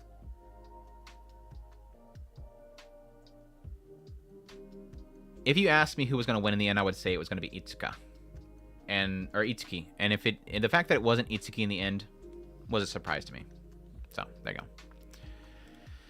Moving on, back to the tier list. So where are we at here? Do Over Damsel. Did I finish everything? Yeah, Amagami Sister is fun. I enjoy it. It visually looks decent. Characters are super cute. I like the characters. They all have great personalities. The main character, he's decent. He's decent. Like, I don't hate him. He's an enjoyable character. So I'm kind of excited where it goes. We have 2 cores of it, so hopefully it turns out really good. Anyways, Do Over Damsel. Do Over Damsel. I don't know. I don't know. I really don't know. I thought the first episode was decent. Like, the introduction of her, the situation that she's in. She's reset, basically. She's a reset villainous character. And she immediately wants to get away from the prince and confesses some random person and turns out to be this prince from another nation. That guy's like, it implies it implies that he's super into young. Like, he has a stipulation that he wants to marry somebody, but they can't be older than 14. It implies that that's because there's some sort of prophecy that this person has to be a certain age. But I don't know. And it gets over there. She kicks total butt. I do like the main character. She's fun. I like her reactions and stuff. I just don't know if I care much for the male character. Like, the guy, I don't like the male. Like, I don't like the guy. He's sort of off. Like, he's super off. Like, I don't like him. Like, I don't really like the main guy. He's off. I wouldn't say he's weird. He's off. He's not enjoyable. But I don't know. I'm looking forward to more of it. I do like the girl. I hope that the main storyline gets a little better after this point, but it is what it is. It is okay. The jury's still out. Halfway through the first season, some of the best shows take a long time to cook. Yeah, there's a couple of them that I'm gonna get into that it really does feel like it's getting better. I actually really like the sugary sweet scene in this one, but the plot's super serious. Otherwise, is in contrast. Yeah, I do like their chemistry. Don't get me wrong. He just seems, I don't know. There's something I don't find him really appealing, I guess. We'll see though. He is a goofball though. He is a goofball. That's sort of his charm. 365 Days of the Wedding.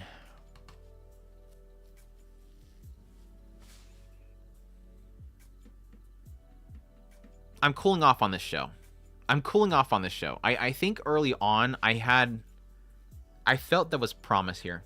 Like, the first 2 episodes I think are really solid for the series, because I like the idea of 2 seemingly introvert characters sort of forcing themselves to, like, marry each other in order to get away from being shipped off somewhere by their company. And I like that. I like the idea that she's like a total map nerd. She likes to travel around and collect rocks. She doesn't like to socialize. And he's the same way. He just doesn't like socializing. Just kind of locks himself up in his house all the time when he's not working. Just wants to spend time with his cat. And now they both have to kind of force themselves to be married. and then everybody else kind of is excited about it. They want to, learn more about how to, like, one guy wants some advice from him in order to get with his other girl, and the big boss girl is trying to thinks that they're pregnant or something like that. It's goofy. Then getting to the second episode and the third episode and fourth episode, it started kind of cooling down for me. And I'm not really really sure how I'm liking the flavor of the show going forward. But it's a solid start. I think its biggest difficulty that it has is side characters. When it's just the two of them and it's focused on them, I do like it. But whenever you bring in other characters, they aren't as entertaining. Like the dad. There was the first moments of the dad being introduced, I found it funny. I think the dad was kind of like that. He's a little bit much. Like, the dad's a bit much. But then over time, I got tired of the dad. And then you introduce another character. They're a bit much. And then over time, or their initial introduction of new characters is always solid, but then they drag them out to the point where they're not interesting anymore. The foreign star comes in the picture. Really fun right off the bat. Then it kind of stretches out too much. But there is sort of a learning curve that's happening with the two main characters, and I like that they're continuing to develop the characters as they have interaction with other characters.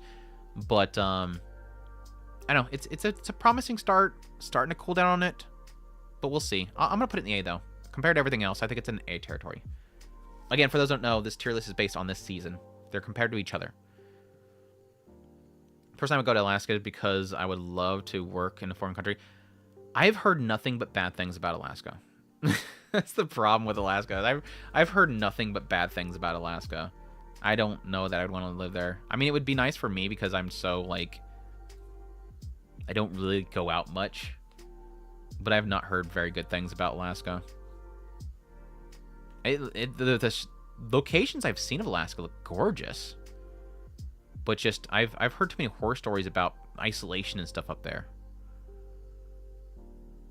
But that's media. Could be a total lie. Natsume Yojinsho. Alaska's home to men and loneliness. Is anybody surprised on this one? It's going to be up here. S tier. I love Natsume Yojinsho. I've only seen 2 episodes of it so far. Maybe 3? Question mark? I've seen the mini Yanko Sensei, which was super cute. I've seen the bird, which stole the mini. No, the mini Yanko Sensei was the bird. What was the other episode? The garden. Yeah, that's right, the garden. I don't think I've seen anything other than that. Yeah, I don't think I've seen episode 3. It's super good so far. It's the usual Natsume Yojinsho. I will say, just based on 2 episodes, not as great as previous seasons, but that's okay. Like, I don't expect every single episode to have, like, some massive tearjerker, because I've had that in the past. Like, previous seasons, Natsume Yojinsho's have got me, like, super emotional. The stories are super freaking emotional, but they're very heartwarming episodes so far. So I'm always excited for more Natsume Yojinsho. I really love the series. I think it's, like, one of my favorite franchises of all time. So we'll see. Not watching that since it's not season 1. Yeah, you got six seasons to get through it, but they're great seasons. Super. I don't know how somebody could binge watch that. I think I had to binge watch 2 seasons of it, but I would fear for anybody binge watching Yojinsho. Like, it might be easily doable if you're not a sobbing mess like I am sometimes. I expect you to put it second in S tier. Oh, like the placement? Like, so far, just like the first 2 episodes I've seen, I would put it below Orb, but like overall the series, I would have it above Orb. But like just season 7 so far, I would put it under Orb. I have a friend in Alaska. It's great for being outdoors, doing outdoors activity. Yeah, I think it would be great. Yeah, I can see that. Like, I've seen a lot of, like, Survive Alaska shows or whatever. Just going out there and chopping up wood and stuff. I voice shoujo, but I respect Natsume. Yeah, it's not really... It definitely has a fandom in shoujo, like demographic, but it's not shoujo. Like it has a prettiness to it, but it's not. I don't feel it's shoujo. I don't even think it's classified as shoujo. All right, like not classified. I don't think it's in a shoujo demographic publication, right?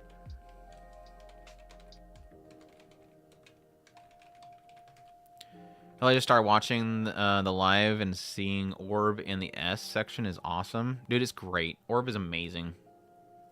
Orb is amazing. What publication is it? It is in... There you go. It is Hokansha's shoujo manga. So yeah, you're right. It's in a shoujo manga. Interesting.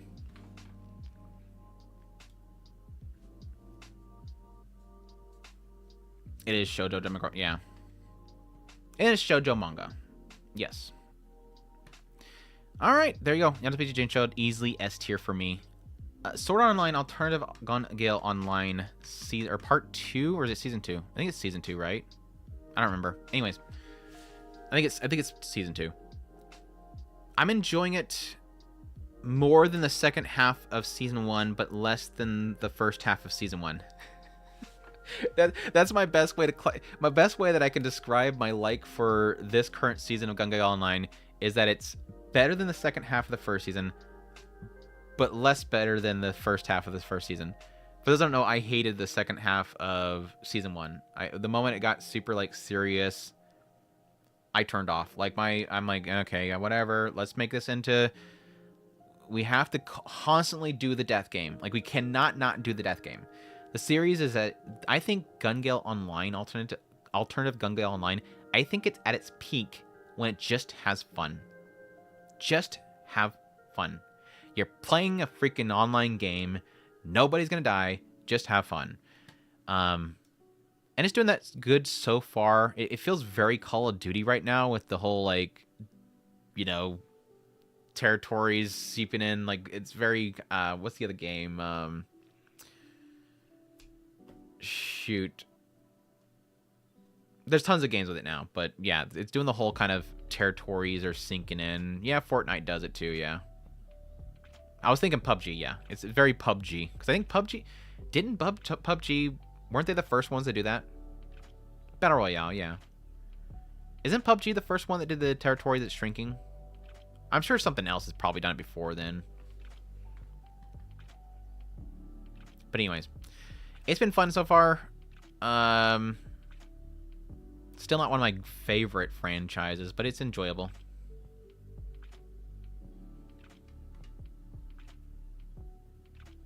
Fractured Daydream game is excellent. I've played a couple of the Sword Art Online games. The grind always annoys me. At some point, the grind just gets too much for me with those ones. Not that was Team Fortress 2. Gonna start a debate on who was the first. Gonna start a massive debate on who was first. H1Z1 had it.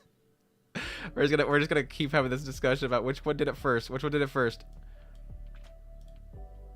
Anyways, I will become the greatest villainess or something like that show.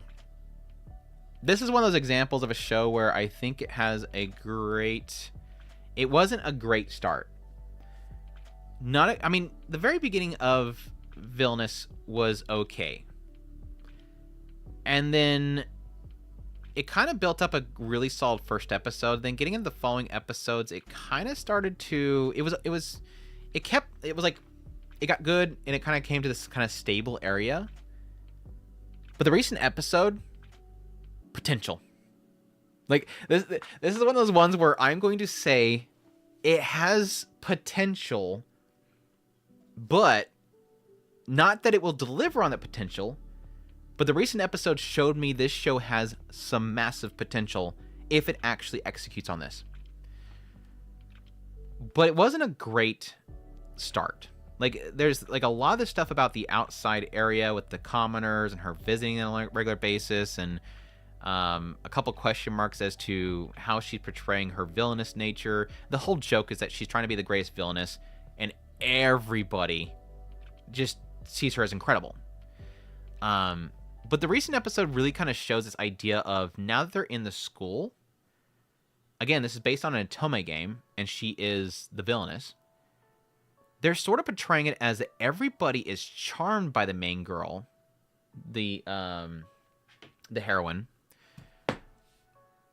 and she is going to both help her actually achieve things properly, while at the same time possibly breaking the charm that she has on everybody around her. And I think if they do that right, it could be really cool. Because they have this whole scene where she basically gets asked by the king to guide the heroine, because she is the saint that will change the world. But everybody, she doesn't take criticism, because everybody will attack anybody that criticizes her. And so they want her to guide her. So they have this scene where she goes to school, she walks in front of the heroine and says, "I seen your presentation that you submitted about this idea on how to bring equality upon the kingdom." And she basically just refutes the essay that she wrote by saying that it was too bland. It was too shallow. You want all these concepts of, everybody being equal, but you have divides in different classes and whatnot that should still be there in structure. Just basically says you didn't put much thought into this. It's too shallow. And she's calling her out in front of all the male interests of the actual Otome game. And over time, one of the characters, I think it was one of her brothers, his eyes flickered. It almost kind of gave this indication that the charm was being broke, while everybody else is just completely like zombies to her. And I'm like, this could be a really cool thing if they deliver on this. It's Maho Films, which, if people don't know, I hate Maho Films. I think Maho Films is one of the worst studios out there right now that just always creates subpar. That does bother me, but it's not ruining it. I'm going to put it high A. Yeah, I'm going to put it high A. And again, it could totally fall apart after this. But I have this hope. It could totally do something really cool with this. I hope so. It was how to help the people in the village, but I didn't talk about how they will integrate. Right. Again, it's shallow. It's shallow how it does it. She wants equality, but she's like, but that you have to have those established tiers. How do you bring people in there? Yeah, it's very shallow how she presented it. It's a good point. She's talking about how I want everybody to be happy in roses, but she's not being... Without a plan, it makes no sense, really. And it's cool to think about that, because, again, everybody's acknowledging that she does have the power to win everybody over. She could implement something that will destroy the nation because she won't think it through. And that's what she's technically doing that. Maho is safe for real or for real? Did you watch the level 2 unique skill show? Did you watch... By Grace of the God, season 1 was okay, but season 2 was...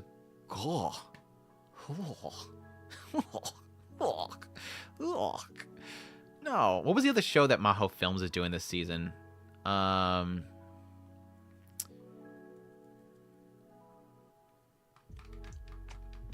another show that was Maho... I think there's 3 shows that are Maho Films this season, right?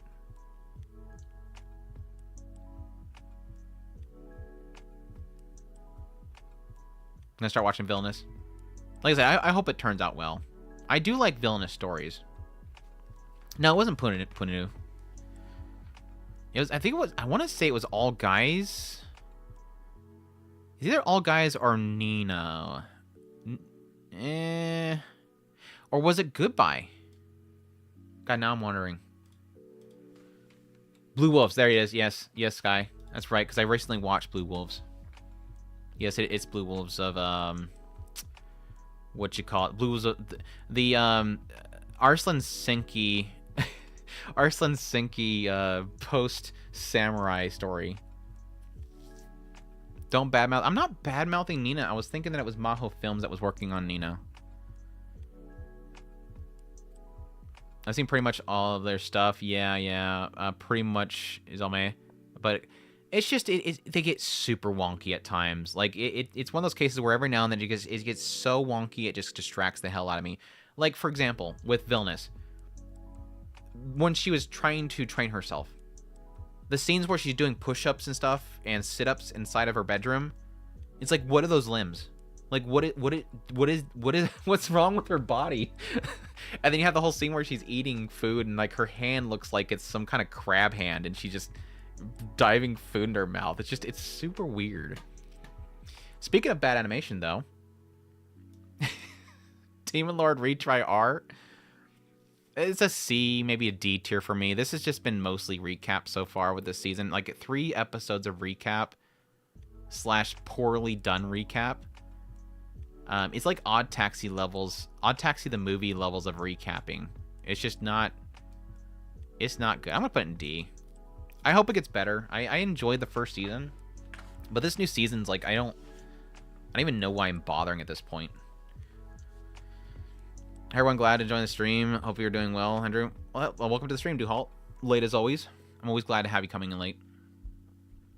Personally, my favorite Villainous story is Accomplishments of the Duke's Daughter, but I don't think that will ever have an anime. I think anime-wise, so far my favorite Villainous story...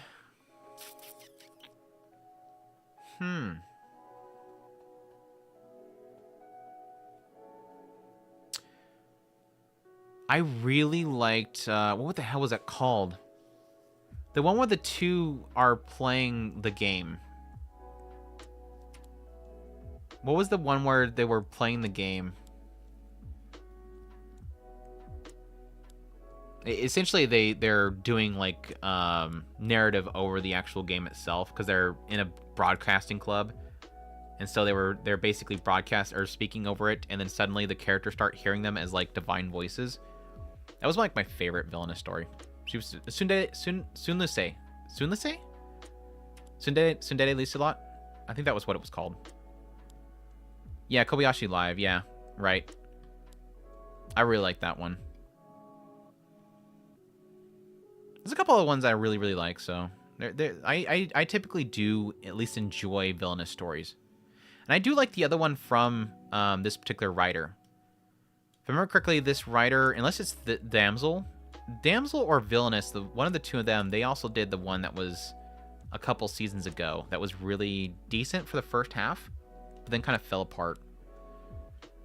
I think it was Damsel is the writer from that one. Anyways. The Wolves of something or other, it's okay. I've only watched one episode of it. It's okay. The ending of the episode kind of put a nasty taste in my mouth. Like, it opens up decent. Like, it's introducing the idea of these, Ronins, whatever, that are coming in there, and nobody likes to talk nicely about them because they're causing problems. And then they come into this town, come to find out they're actually there to catch some kidnappers. They put him and his sister in danger in order to find the kidnappers. He gets mad at them and then immediately says, train me so I can get stronger to protect people. It was the ending of the episode was kind of like, okay, that was kind of weird conversation. I don't know how the conversation went that direction, but it's a decent setup. I'm still watching more of it, but again, I only have one episode to go by. I hate the style of the show. It's all right. Again, it very much so reminds me of like an Arslan Senki or something like that for story. We'll see, though. He wasn't mad at them. He was sort of. Like, it implied that he was mad at them because he basically turned around and said, you did that knowing... You used this as bait. You used this as bait. We don't have no way of protecting ourselves. We're always put in danger. It kind of implied that he was mad at him. I don't know. Maybe I got something different out of it than everybody else did. Or at least you did. Nanahoshi anime. Oh, that's right. The Nanahoshi anime. What was that one called? Yeah, Vanilla level 99. Dude, that was hilarious. That show was super good. Yeah. Yes, very much so. Villainous level 99 was really good. But did he not literally say that you use this as bait? He said, let me clarify. You use this as bait, right? And I thought that he was applying that to the overall concept of how they're used all the time. I don't know. I'll rewatch that scene, but I'm pretty darn sure that was implying that they were used as bait. And why he would not be mad about that. I mean, the guys literally apologized. So he had to be mad at them. I think you're...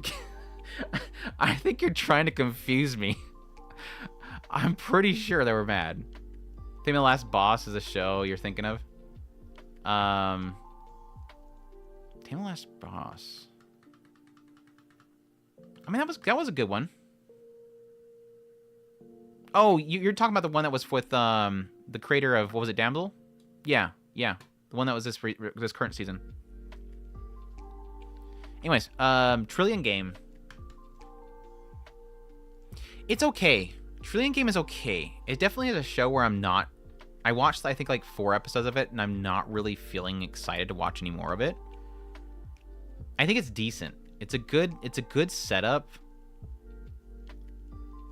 I think I just don't care for the main guy. I don't care for the characters, really, in general. I don't think I really care for the characters in general. Like, yes, he's super charming and charismatic. That's his character. He's a whiny nerd. That's his character. She's kind of twisted. She's not really that much of the show so far. I mean, she's literally in like 3 scenes. I don't like the style, and I just don't really find the characters too appealing, but it's a decent setup so far. I mean, it's like a B tier. It's still like a B tier. I don't know that I'll continue it though, just because I'm not like, again, I'm not excited to go rush and watch the next episode, and I think that's my biggest problem. Escaflowne as S+ tier. I think overall, like in general, like the overall fandom of anime, I would probably put it in A tier. Like if I ranked all of my shows that I've ever watched, I'd probably put Escaflowne like low S, high A.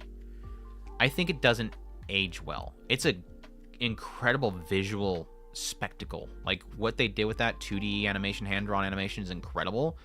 But I personally don't find Escaflowne's story has aged well. Like for its time, yeah, S tier. But it is one of those like I can watch Akira right now and I would still be invested in it. Escaflowne, it was kind of a slog to get through when I rewatched it here recently. If you don't rate Bleach S, people will strike.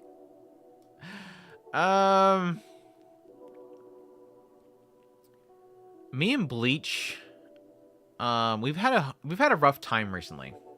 Me and Bleach have had rough time recently. I started kind of falling. I mean, I enjoy Bleach. It's overall, Bleach is easily my favorite shonen of all time. If you put up like Naruto, if you put up all those big shonens, those big epic shonens, put them all up there. I haven't watched One Piece yet, by the way. Maybe that'll be my number 1 when that comes. Bleach has been my number 1 shonen of all time.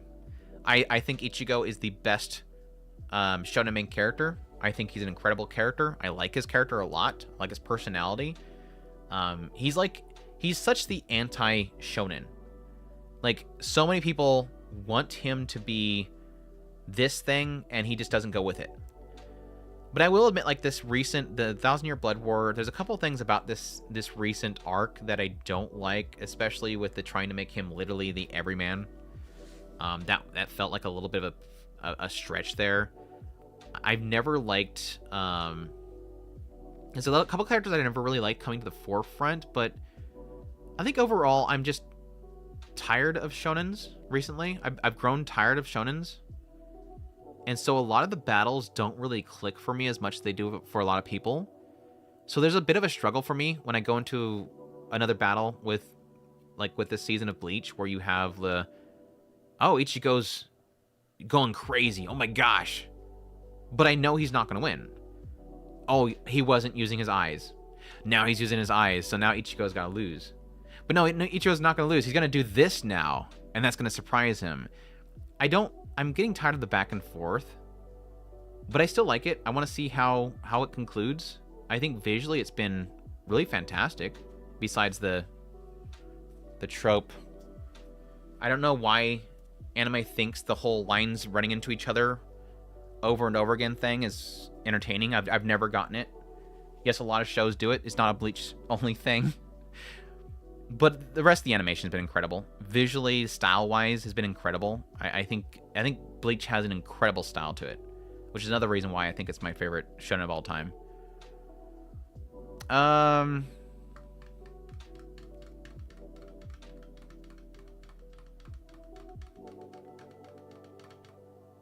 putting A. I'm putting an A. High A. High A for me. Another feeling, basically, I stopped reading Neketsu. The only recent exception has been One Piece, Black Clover, and dandadan. Yeah, I hate it. Like, I personally do hate it, because it happened, the same thing happened with me with My Hero Academia. I want to continue enjoying My Hero... excuse me. I want to continue enjoying My Hero Academia, because I really liked it. Like, its first season, I really liked it. Second season, I liked it. And then at some point, I just fell off of it. But I want to keep watching it because I've invested all the time into it. But I've gotten to this point now where I just don't care anymore. Like, I've gotten tired of the back and forth in battles. Oh, they use this ability now. Now they're winning. But no, they weren't using their full power, so now they're winning. Oh no, they're now using their full power, so now they're winning. And it's like this constant back and forth, and it's like I'm so tired of it. My Hero Academia, a lot of that has to do with the shonen I'll save you thing. Like, going into the last couple seasons where it's just like, oh, but he's hurting inside. But they killed an entire town. But no, he's inside and he's hurting. I get it, but you kind of have to stop him. But no, he's crying. Oh, what? But no, she's crying. It's like, really shut up about crying. Anyways, I'm ranting about My Hero Academia now. All Guy Mixer. All Guy Mixer. I think All Guy Mixer is a prime example of a show that does everything right, but it's not for me. Not that it's not for me, because I do enjoy it when I watch it. So correction there. There's a lot of it that is not for me because it's very fujoshi.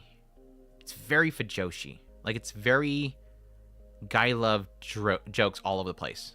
Like, I would say probably like half the jokes are guy BL jokes.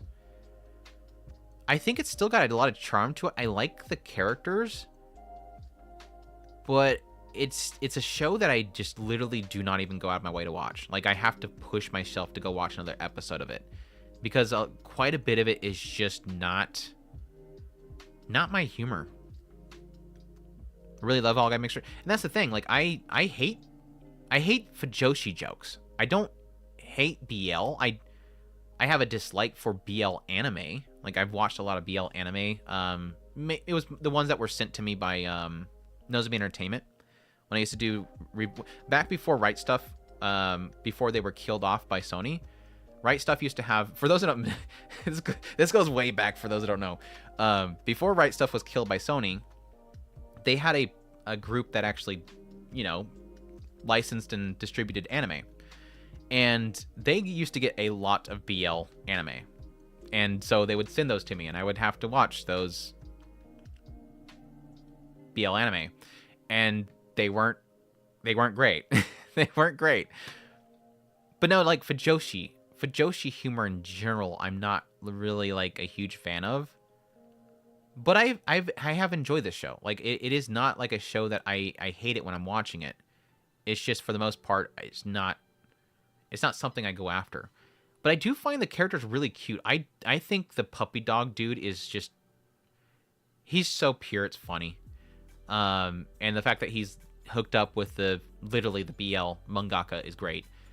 And then you have over here, I think I don't remember what her name is, the blonde hair girl. I think she's easily like my favorite. She's super cute. You seen people strike?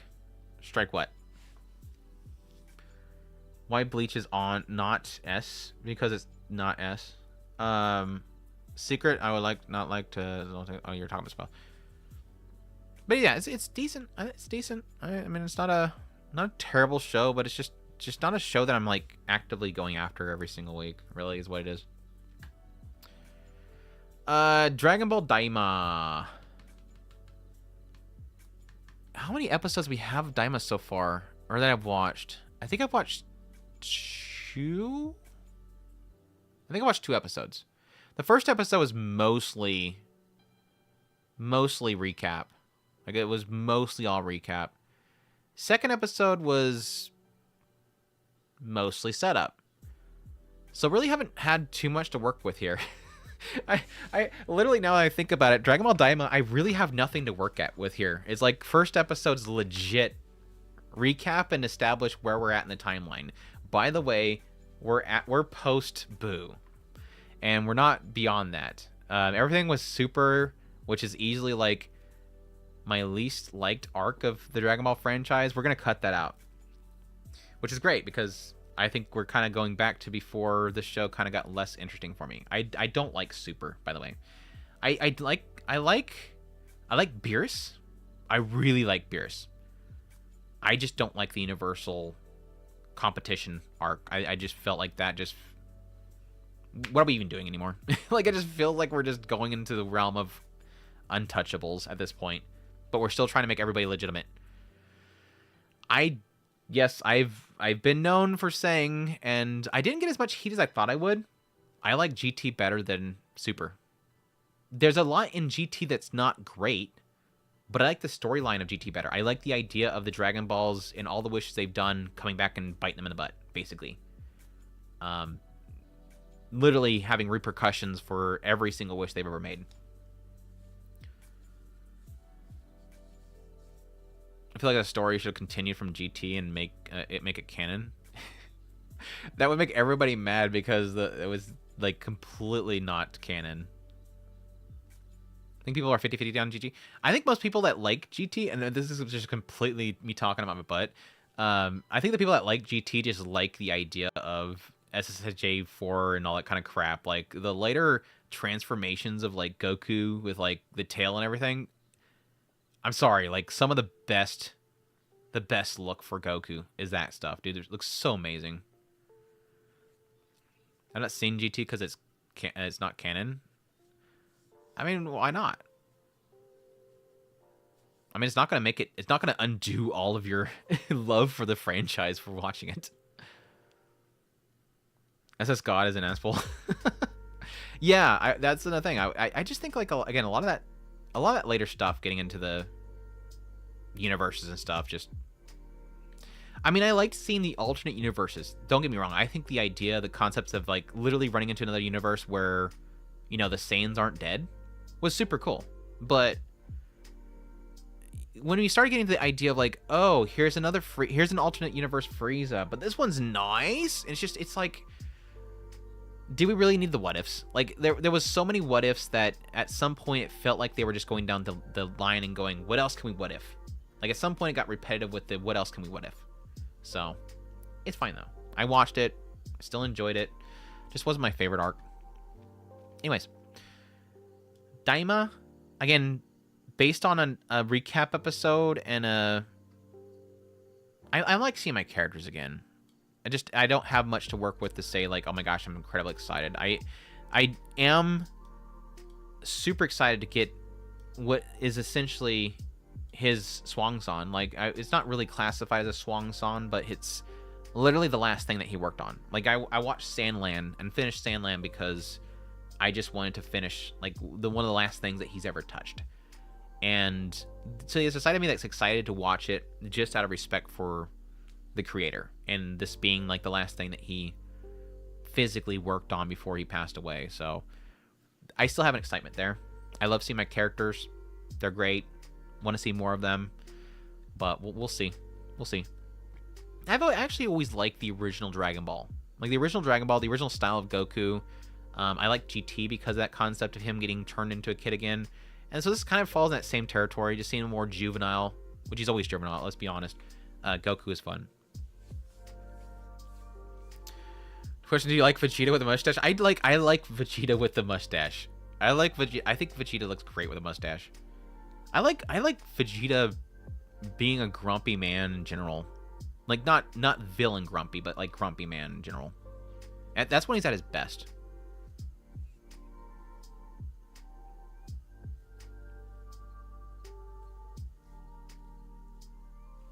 SSJ4 is better than just blue hair color. I like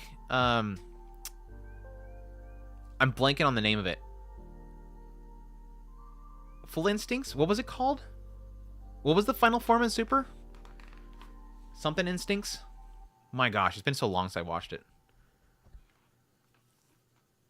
I like that form. I mean, it's not the best, but it's not terrible. Ultra Instincts? Yeah, so Ultra Instinct, that's right. At least I got the instinct part right. I would feel terrible if I didn't get at least part of it right.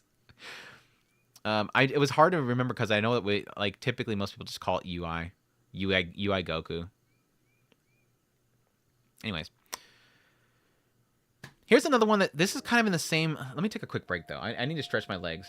Every time I go to mid tiering something, I say I'm gonna go take a break, and then by the time I finish the actual one, I don't do it. Let me take a quick break. Let me move around.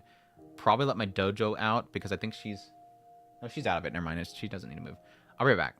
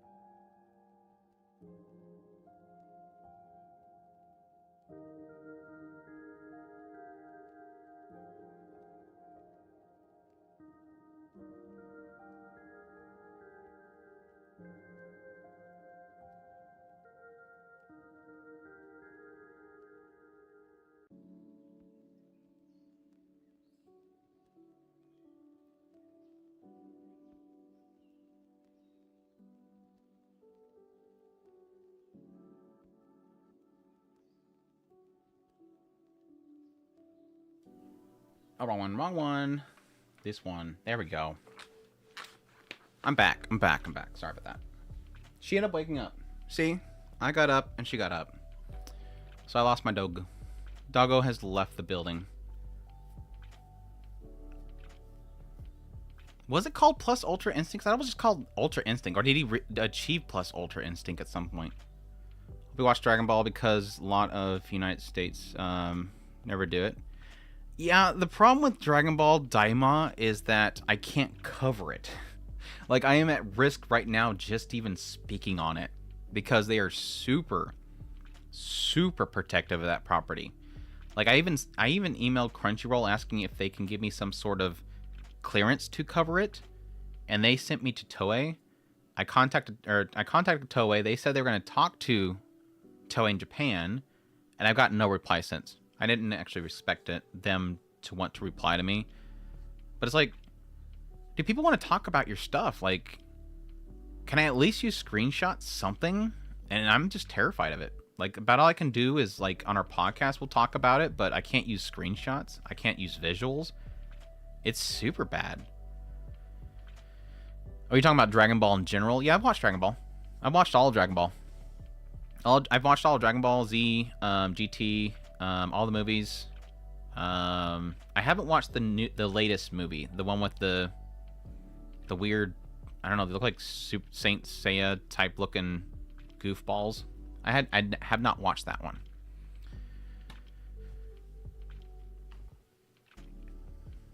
Anyways, but yeah, I got the manga Dragon Ball and the manga Dragon Ball Z. I'm actually planning on reading those too. Oh, you were memeing of the Plus Ultra. Okay. Anyways, fiance. Yakuza Fiance. This is, again, similar to the Villainous, I'll become the greatest villainous, whatever. Where, like, it has a promise. I hate the main two of Yakuza Fiance. I think she has spark in her that is fun. I do like the spark that is in the main character, but she does some incredibly stupid stuff. Like, she is a very stupid main character. Like, I'm still trying to figure out why she actually sold her kidney. For those that have not watched the series, she gets shipped off by her grandfather to go possibly marry the boy of another family. And these families are kind of like, they're neutral and pairing with each other. Like, they're in a culmination, but there's, like, yes, semblances of that. Some groups want to fight other groups. There's going to be some issues with, like, I think with, like, the East and the West or whatever.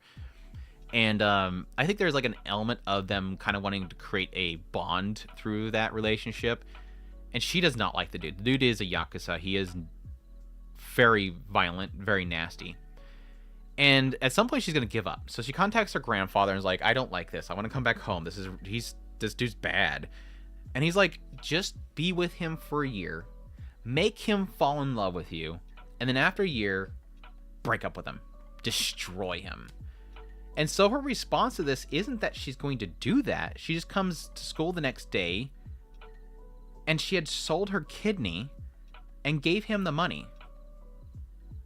But she wasn't trying to win him over, but it wins him over because he's like, holy crap, I want you to wreck me. That's what he's been looking for. He hates these girls that are just very passive or they're whiny or whatever. He wants a woman that's strong that will destroy his life. And this obviously makes him like her. But that wasn't her intention. She was just literally trying to get back at him by selling her kidney. And I thought it was a joke. I thought that she was legit lying to impress him. No, she legit sold her kidney. Like, she has the pains. And it's like, what? Why would you do that? I understand if she did that in order to look bad and try to impress him, but she wasn't doing that. Anyways, she sold her kidney.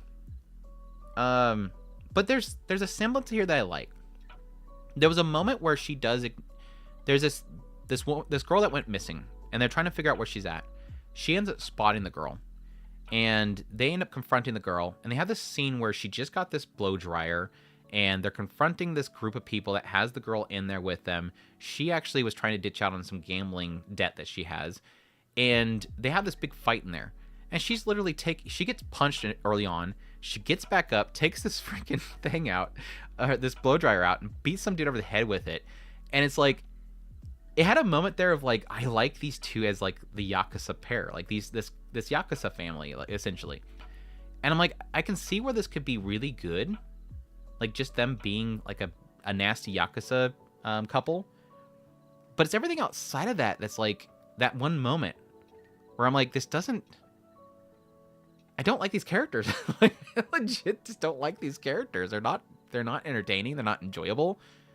Except for every now and then in her head, I find her enjoyable. It has promise, though. It has promise. I don't like how it looks. I really don't like the style. Really don't like the style. It looks super off. Yakuza policy possibly. I mean, it could be a reference to something Yakuza related. Like, he did tell her to go make some money or something like that. Go sell yourself, and she was trying to do that. That was the whole implied idea there, is that he says that he doesn't have anything to do with her and to get lost. And he says, you know, the best thing you can do is just go sell your body. And she does that for him. Okay. How's the list going? So far, everybody agrees me with the S tier. I think everybody agrees me on the S tier. Somebody's mad that I put Bleach in A. I think that's the only controversial thing I've done so far. That's good. If the only controversial thing I've done so far is one show not being an A, which is incredibly good, but not being an S tier, I think I'm doing pretty good. I think I'm doing pretty darn good. Somebody was mad at me for putting... What the fan art's obviously not going to like that I put not My Dress Up Darling down here. But that's... Uzumaki D tier? Why? Why is that a crime? Uzumaki, the manga, is incredible, but is it bad to put the anime in D? Anyways. Danmachi. But before I forget, before I go too long and then people start dropping off because I already tiered their show. Before I forget, Halloween. The evening of Halloween, I will be doing... Saya no Uta? I get the name right? Song of Saya? I will be live streaming Saya no Uta on Twitch. Only Twitch. Because I don't want to get banned on YouTube. I'll be doing the uncensored version, so I'm going to do it on Twitch. I will record it and then post the VOD later on YouTube, but I will be doing that one on Twitch. So, right about 2 years ago, 10 out of 10. It's Jinrobuchi, so it's got to be 10 out of 10. I mean, it's old Jinrobuchi. So, before I forget, that's the thing that's going to happen. Danmachi. That last episode was super crazy. Yeah, episode 4 of Danmachi season 5 was so freaking good. Like, my recording of that was like 25 minutes long, and I had to stop myself. Like, I'm just like running down millions of rabbit holes. Super brain melt moment. Like, I'm thinking, like, what could this possibly mean?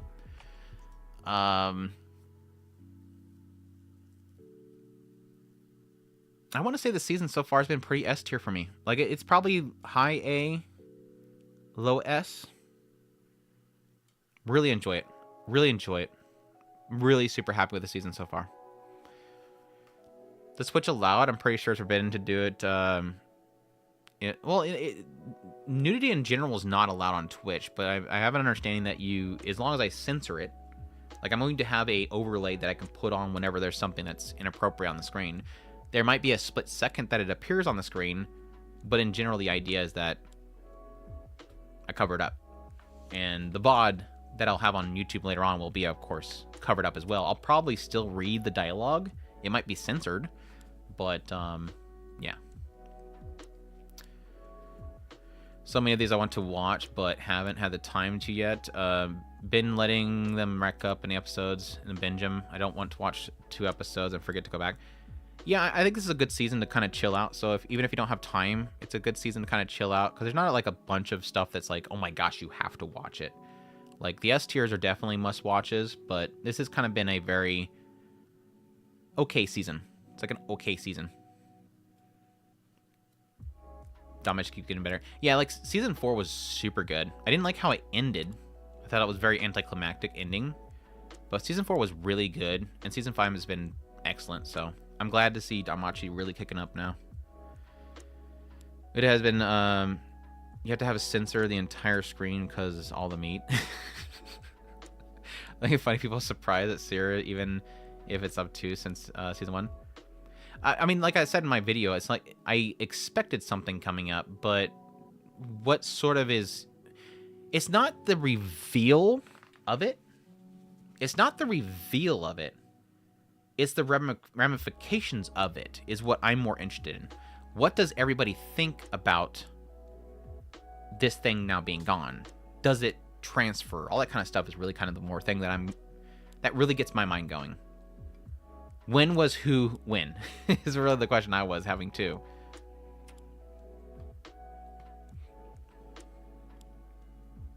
The novel's even better. Is more gore than nudity. Yeah, I'm looking forward to it. Winter's coming. Winter's looking crazy, dude. Winter's looking way too crazy.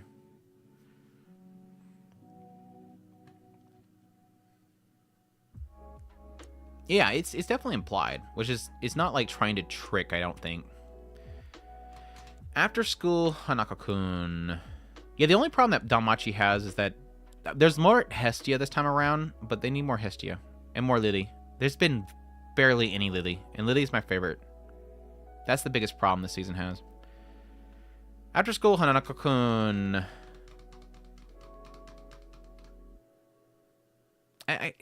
After school, Hanako-kun's kind of having the same problem that the first season had, where it's like it has some really good episodes, and then it has some good skits, but then other skits are kind of shrug.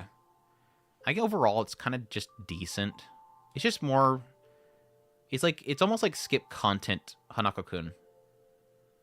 I still love the style of it though. I think Hanako-kun's has a very great style to it. Your Twitch shows is not available unless you got Time Machine.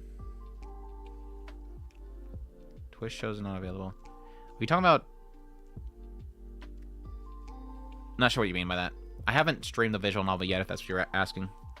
Personally, I don't like Utena. Probably because I don't like the gore and the horror. Always enjoyed it enough. I think the thing that I loved, that the segment I loved most about the first season was definitely the two brothers' sister. One because of her Seiyu, but like just having this cute little girl and suddenly realizing she's like incredibly powerful. And so now I'm like, I really badly want more of her. Like bring back the extremely OP lolly character. That's why they have that ending. I don't like horror and gore in general. Dude, Dark Gathering was so good. It was so great that we had Dark Gathering last October. It was so freaking good having that. Because didn't we have an episode of Dark Gathering on Halloween too? We were eating good last year. Blue Box. This will probably be my next like controversial pick right here. I'm curious how long until we have another arc to adapt for that one. Because they were saying that they were pretty close to having another arc to adapt at that point that the last season ended. Blue Box is... It was so funny because people were kind of talking about the Netflix ratings for Blue Box, at least in Japan, because it's not really charted in the global market. But in Japan, at least, it charted for a brief moment, and I kind of pointed out that it's probably because they had first 2 episodes dropped immediately, and that probably jumped it up quite a bit. But I fall in the same category as Japan, where it's like it feels like the first episode or 2 was solid, and then it just kind of like it just very quickly kind of just drops. I think it looks visually Blue Box looks visually really good. It has a solid start. The introductions of the characters is good. I think a lot of the chemistry between the characters is solid. The main character sucks. The main character is just bad in my opinion. Like the main focus character is just not. He's okay. He's not a bad guy. It's just that he's extremely boring to watch because all he cares about is the girl. He literally. It's a romance, I know, right? It's shocking. A romance where the main character thinks about the girl that he likes, but I just, usually with my romance shows, my slice of life shows, I like the main character to think about something besides just the female love interest. And he just literally thinks about nothing but her. And it kind of makes it boring. It's still good though. Hina best girl, obviously. And she's obviously going to lose. She's going to cry. I'm going to hate the show because of it. And it's obvious it's going to happen. And I don't look forward to it. But I'll watch it. And I'll have to worry about that. Yeah, there was a semblance in the fourth question mark episode, the episode where he gets paired up with his senpai. There was a semblance of like starting to enjoy him a little bit more. I was just frustrated by the fact that the reason why he got more into badminton is because he's trying to be able to stand next to his love interest. I was hoping it'd be more like, okay, this is my future. Badminton is my future. Inspiration is obviously a thing there, and he's getting inspiration from her. And it's obvious that he's going to think of her because she's his inspiration. I just want more. I want more from him. Easy A for me. I don't find him boring. He does talk about badminton stuff too. Right. He's getting better. It's the writing around him is getting better. But the first 3 episodes were rough. Like the first 3 episodes were super rough. Like a good example. Okay, let me do a comparison here so people understand what I mean here. Dangers in My Heart. Yes, from the very get-go, he's obsessed with the love interest. The dude he wants to see her bloody. That was the whole idea of the beginning of Dangers in My Heart, is that he wants to see her, this very popular girl, bloody, because he has this kind of sick mind that he's kind of gets wrapped into because he likes murder mysteries and stuff like that. He's got a dark mind. That's the whole idea. Dangers in My Heart. Initially, it's Dangers in My Heart. It's not really what I think the Danger in My Heart means, but he's got unpleasant thoughts about the main love interest.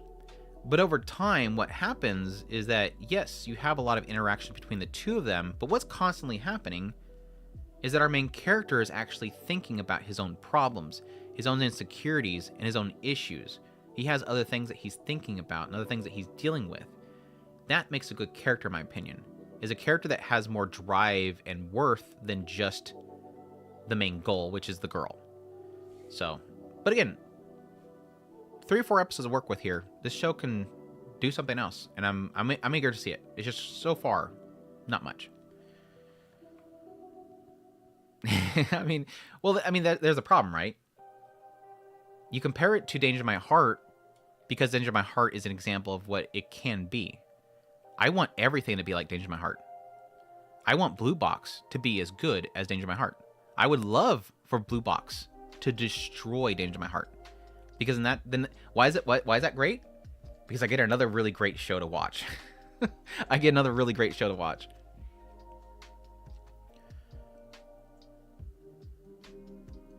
Yeah. True. I did not like Danger in My Heart for... I was okay with Danger in My Heart. I was fine with Danger in My Heart. It was just the basketball in the face changed everything. Like, from that point on, that show took off. It just took off. What if I so depressed? That's the story. If you're so depressed that you don't want to have anything else, that's the story. Get into it. Right? That's the story. That's the drive. That's the reason. Get into that. Really is what it is. Dandadan. The show that like a good chunk of people are probably here for and will probably leave the stream for. So thank you to everybody that dropped by that's going to leave once Dandadan's been covered. Because that happens with every single one of these tier lists. I'll have that one show everybody's waiting for and they leave. So thanks for dropping by. Dandadan. Is it S? Is it S? Should I put it... Is it S-worthy? Is it good enough to stand with the likes of ReZero, Orb, Natsumi Jinsho, Sumisho, at least for me. I know that some people don't like Sumisho. And episode 4 of danmachi. And episode 4 of danmachi season 5. I don't know. I would probably put danmachi in A just for the first 2 episodes. 3 and 4 were really good, though. 3 and 4 were really good. But anyways, would dandadan go into the likes of the S tier? Or will it go down here in the lowly A tier? Like, where Bleach is at, because Bleach is so horrible it's in the lowly A tier. Like, A's not a good place to be. Yes. We're in S tier. We're in S tier. We're in S tier.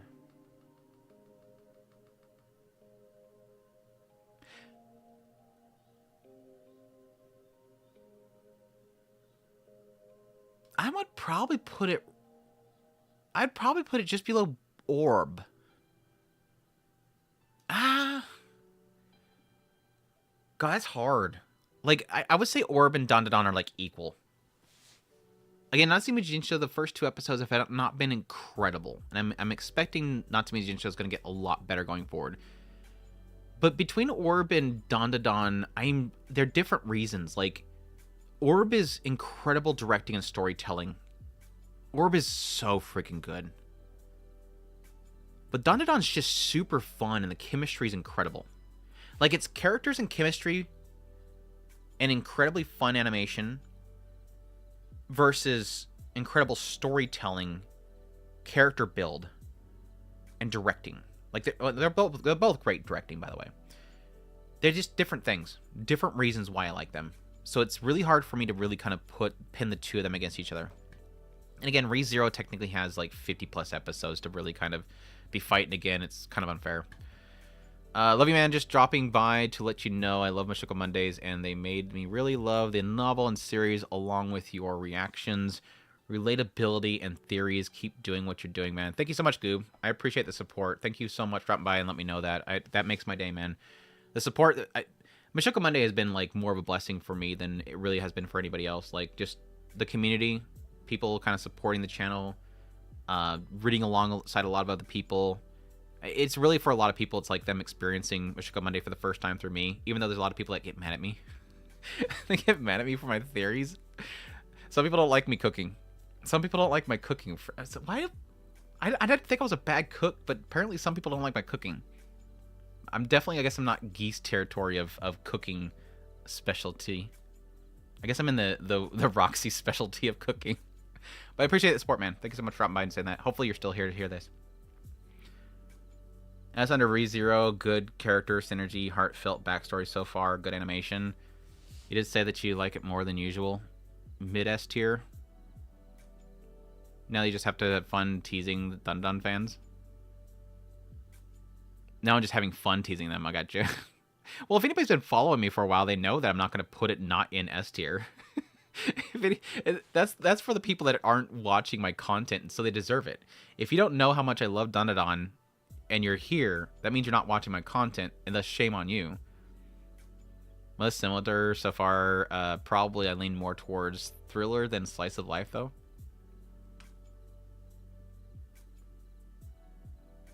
You haven't watched Orb yet? You have not watched Orb yet? Shame on you. Go watch Orb. Or cooking's too much for me.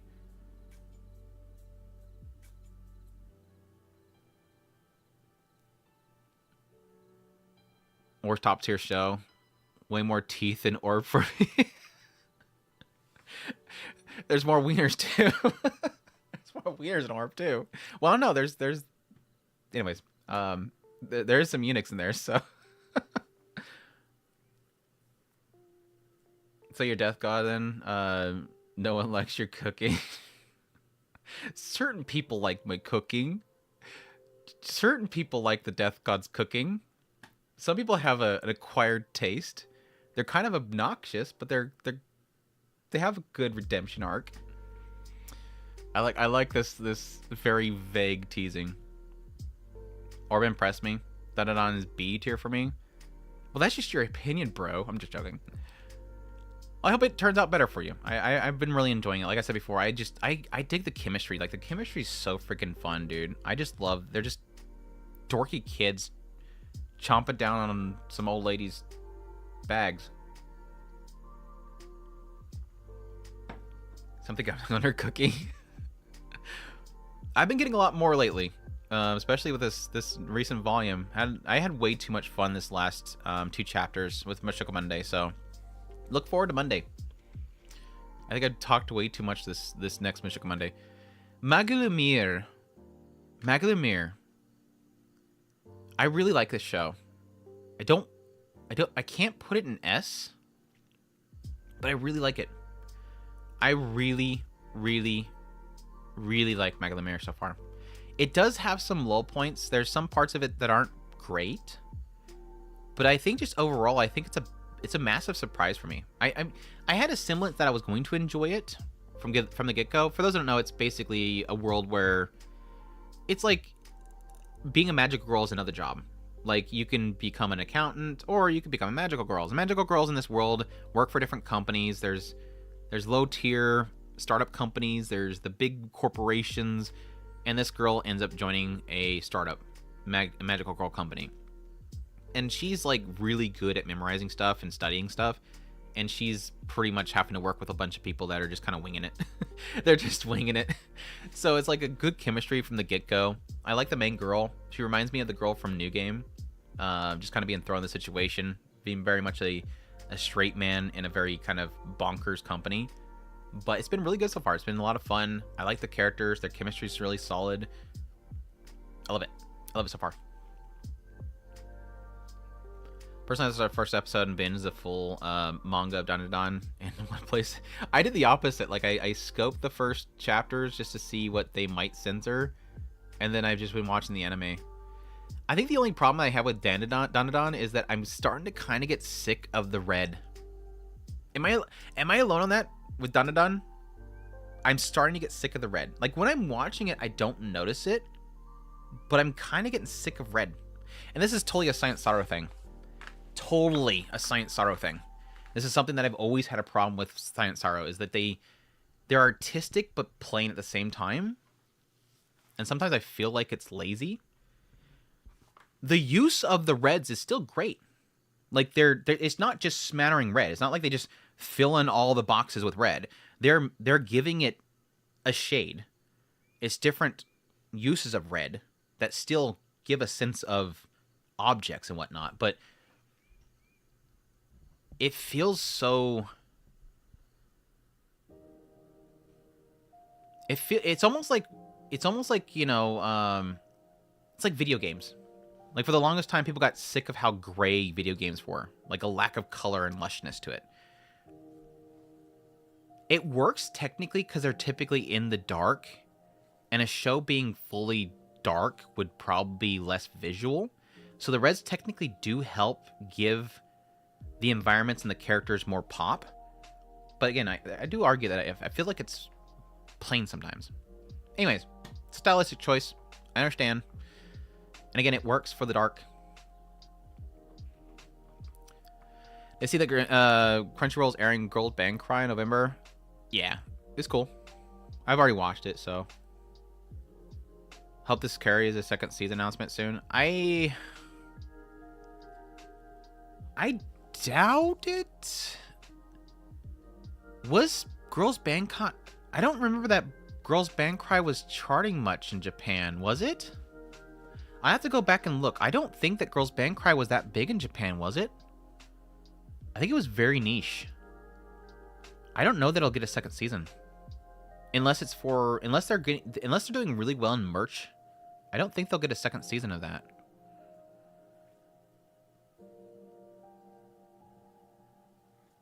Man, for reading my comments just made my day. Appreciate it, man. I appreciate the kind words. That's what makes my day. Thank you so much. Gushing over Magical Girl changed my view on Magical Girls. Dude, different reasons. Different reason. Corporate Magical Girls, yeah.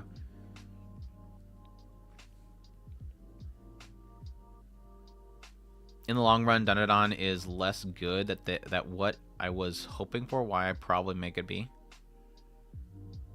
I'm just happy that it's like one of those shows that's massively hyped that's actually working. Like, because there's so many seasons where, like, this is the one that's charting on everything. Everybody's super excited about this show, and everybody's going crazy. And I watch it, and it's either half the time it's like, it's okay. Like, I'm not, like, ecstatic about it. And there's other times where it's like, you feel like you're on the bench, and you don't get it. Like, you want to get it. Like, you want to be part of the hype, but you just don't get it. Like, why is this so popular? Like, I felt that way with, what was that Mappa show here recently? About the island. Where they sent all the criminals to the island. I enjoyed it, But it was like, now granted, I think in general people weren't like super hype on it. Like it was hyped out early on, but when it came out, it was like, it's okay. Hell's Paradise, yeah. Hell's Paradise. I think in general that one did not get as much hype as typically a Mappa show does. I kind of wonder if anybody knew that it was Mappa, because it didn't get much hype when it came out. There was no animators complaining on X.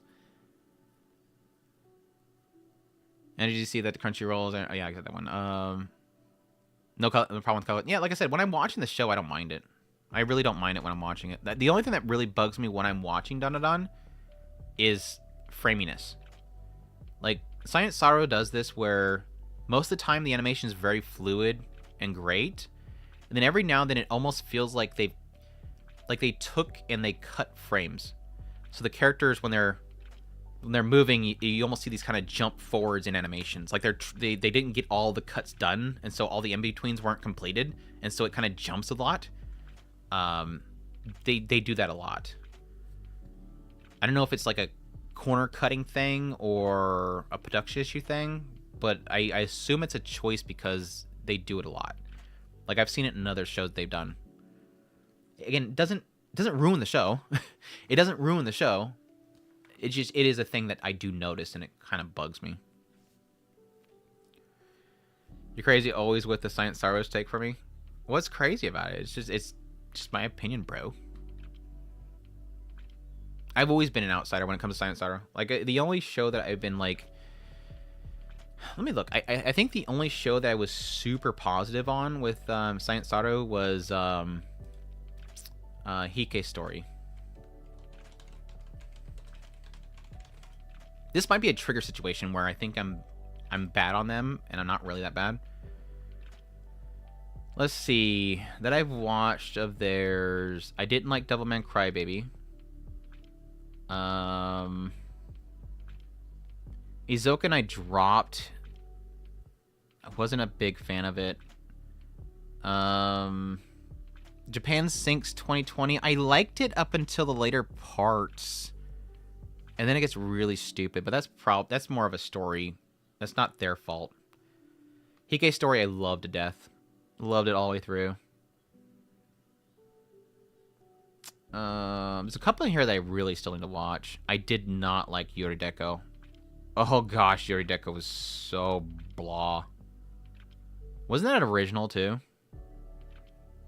Yeah, that was an original. Yuri Deko was so blah. Holy crap. What a snore that show was. It had potential though. Like it had a potential there, but God, I just was so bored watching it. I dropped it. But that's just my opinion, bro. Japan Stinks was not great. I like that they had that one segment like later on. What exactly happened? They were trying to communicate with somebody. It was something with the phones. I forget. But yeah, when they got to that whole like cult area out there, it just like out of nowhere, it just went to Garbo.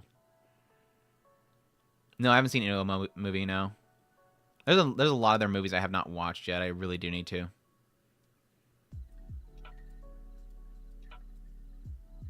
I think most of the praise that Science Sorrow has is from their movies, so or a good deal. Japan Sings had a funny rock scene. Hey guys, Monogatari is one of my favorite shows. It's super good. I really loved it. That is one of those cases where I just don't see anybody else, any other studio pulling that off as well. Like maybe KyoAni, maybe Shaft, old Shaft and current Shaft with like Monogatari series could probably pull that off. But yeah, Science Sorrow was like the perfect studio for that show. Izuken I got so bored of watching. Izuken was so boring for me.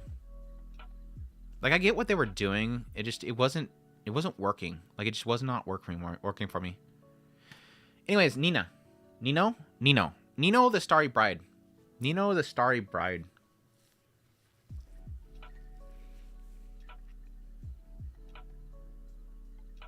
I like Nino. I think Nino is a solid character.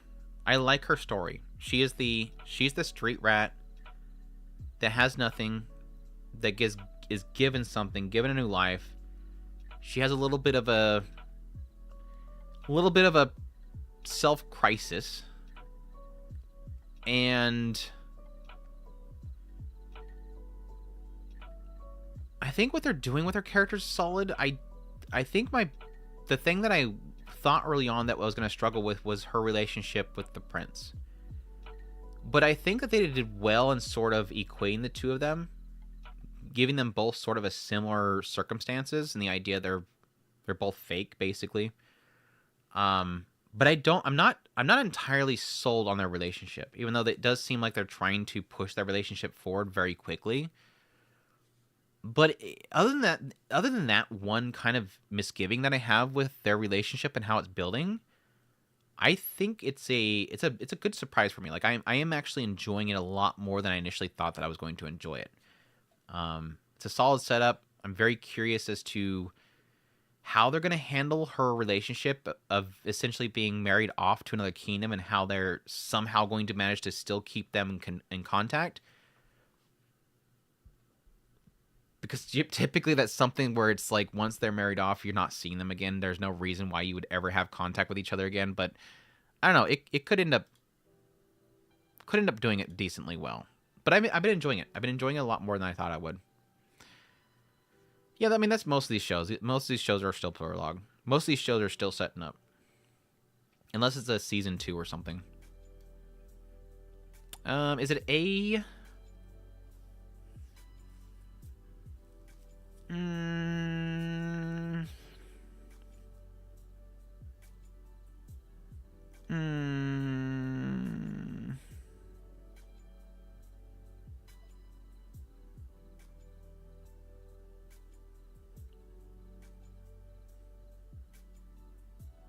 I'm gonna put it in B. I'm gonna put it in high B for right now.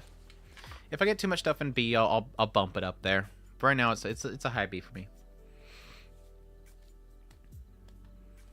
Izoken was so good. Yeah, a lot of people love it. Again, in my opinion, I think a lot of people love the series. It's fine. I'm happy when people enjoy things that I don't care for. It just means that it worked out for somebody else.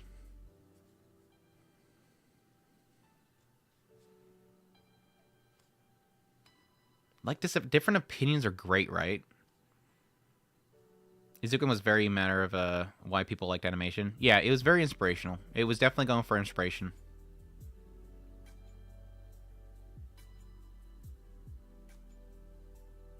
Animation alone can't always carry a show. I mean, there is artistic value to things that you can enjoy just for a visual spectacle. But yeah, I can't really think of many cases where I continue watching a show just for visuals. Like, Jujutsu Kaisen, great example. I fell off on Jujutsu Kaisen a long time ago. Like, well, not a long time ago. I didn't care for the recent season. Like, I started Jujutsu Kaisen's recent season started losing me. And I kept watching it, and just the animation alone was not entertaining me. I mean, there was some great fight scenes. Like, the whole bathroom fight scene was super freaking good. The choreography and everything was spectacular. But I wasn't entertained just from that alone. I stopped caring about the characters and the story a long time ago. And so it wasn't a great watch for me. And that show has some of the best animation that you can find anywhere.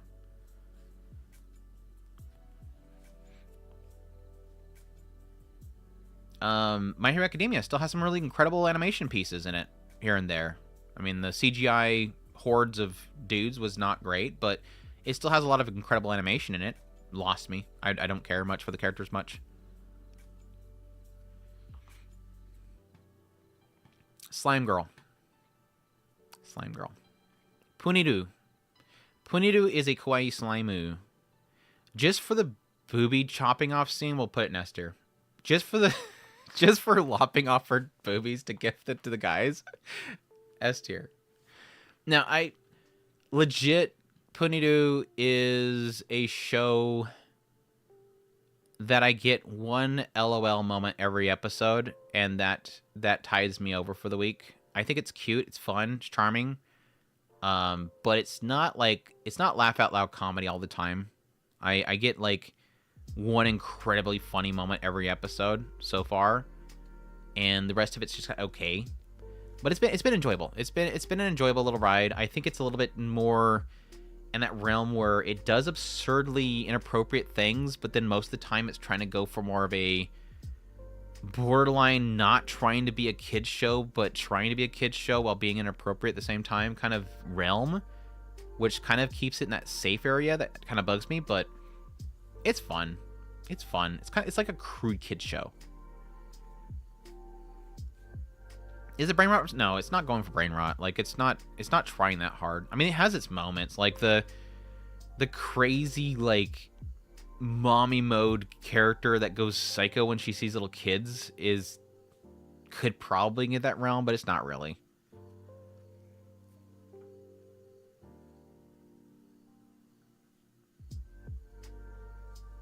I dropped it half the episode, but it kept right in the back of my head like I'd like it. Demon Slayer, same for me. Good thinking. Yeah, I mean, Demon Slayer is also kind of in that realm. I mean, Demon Slayer still has its moments for me, but yeah, Demon Slayer has been falling off. But again, like I mentioned way back here when I was talking about Bleach, is my problems are my own. I've gotten tired of a lot of the shonen tropes, the build-ups, the overcoming, and the he beat me, now I'm gonna beat him. He's beat me, now he's got his new power. Now he beat me, and I beat him, and back and forth. So, oh, now we're gonna start a fight. Demon Slayer versus JJK. No commento. No commento. Best girl in a box is greater than JJK. There you go. I'll say that much. Best girl in a box beats JJK. That's as much as I'll say. Punito is Aho Girl meets Ted if it was like PG-13 in the best way. The anime club I'm part of loves it as well. It's so funny and subtly naughty. I like the subtle naughtiness. Like I said, it's kind of breaking in that area where it's like too much. JJK is garbage. I really liked JJK at the start. I think it had a really good start. I still like Gojo. I still love Gojo. That's why I didn't like the last season, because there's not much Gojo. JJK is good when it's got Gojo. He's the only good part of that show. Ghoul School.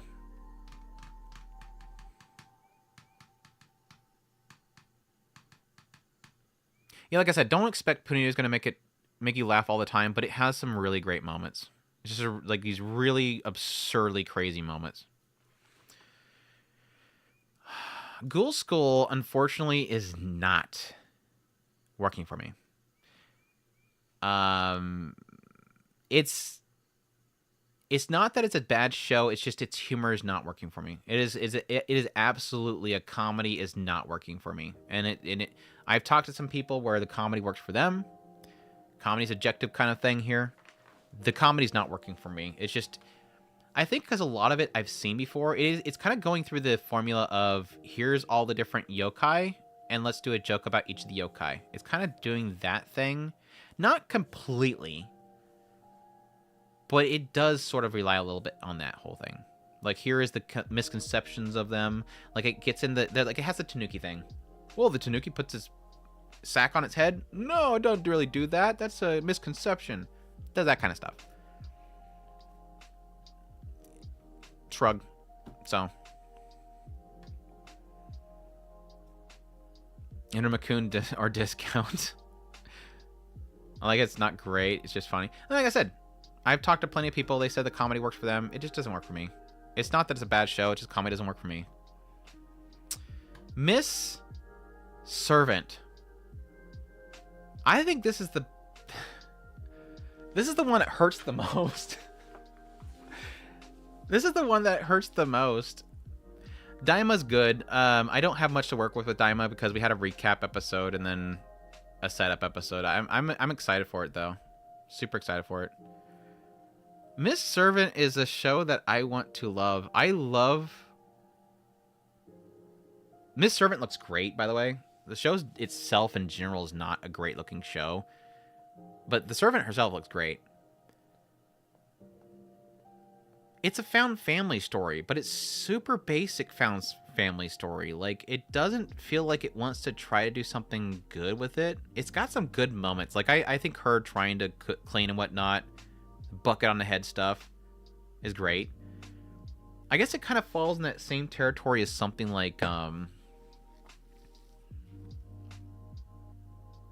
don't want to say it's similar to that one. Like the maid I hired recently is suspicious or whatever.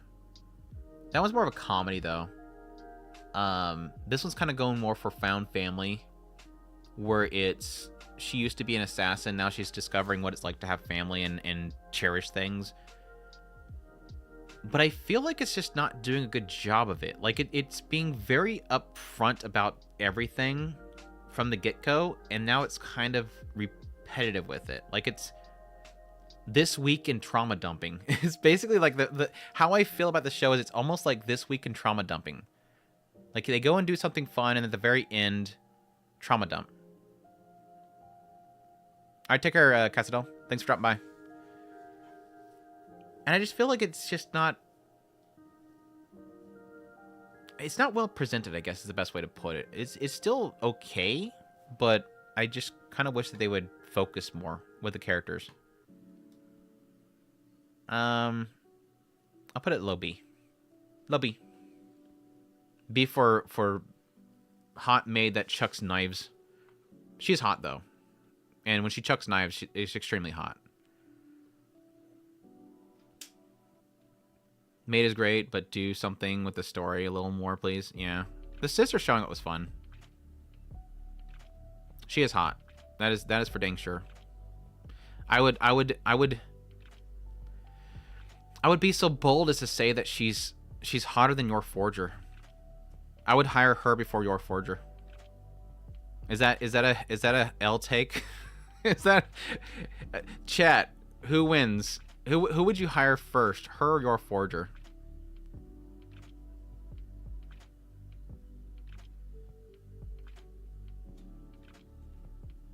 Miss a lot with these rankings, so I'll be watching the first part of the VOD. Yeah, I'll probably post the VOD separate later on. I'll probably edit it down. Yuki. Neither? Ouch, Earthly. Damn. Would. Hot or cute women always give considerations toward the anime. I think Maid-sama is one of my favorite romantic comedies of the season. It's really cute. I love how the little sister is fawning over Yuki being former sister. Yeah, that was dorky.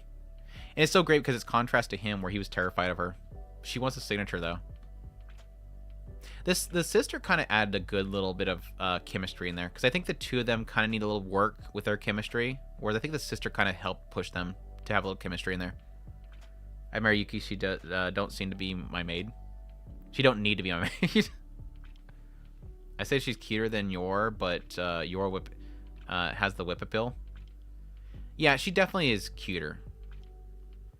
Yor definitely feels like a better mom, like for the sake of like the Spy X family story.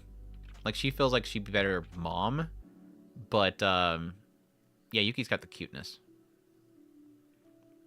No, we're not bringing other maids in here, because then you say like Rem. Rem's the best maid, obviously. We're not bringing other maids in the equation. Anyways, give her the sauce and she's yours. That's all she wants is the sauce. All Yuki cares about is the sauce. Exactly.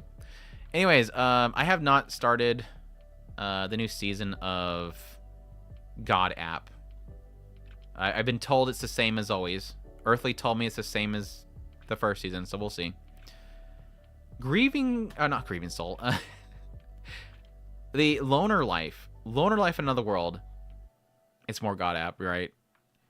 I'm actually really liking this more than I thought I would. I'm going to put this in high A. I actually really enjoy Loner Life. It's kind of my... I hate to use this term, but it's like my guilty pleasure of the season. It's just stupid fun. Like, the first episode's kind of blah, but then, like, the moment he gets with the other girls, it suddenly starts getting really fun. Like, I love the Gyarus and him subjugating the Gyarus and them falling around like a puppy. The class president is a dork, and he needs to get with her like ASAP because she's super cute. All the other girls are really fun. It's just the chemistry really kicked off once you start to have to hang out with the other characters. So it's been goofy. It's getting goofy. It hit you weak point.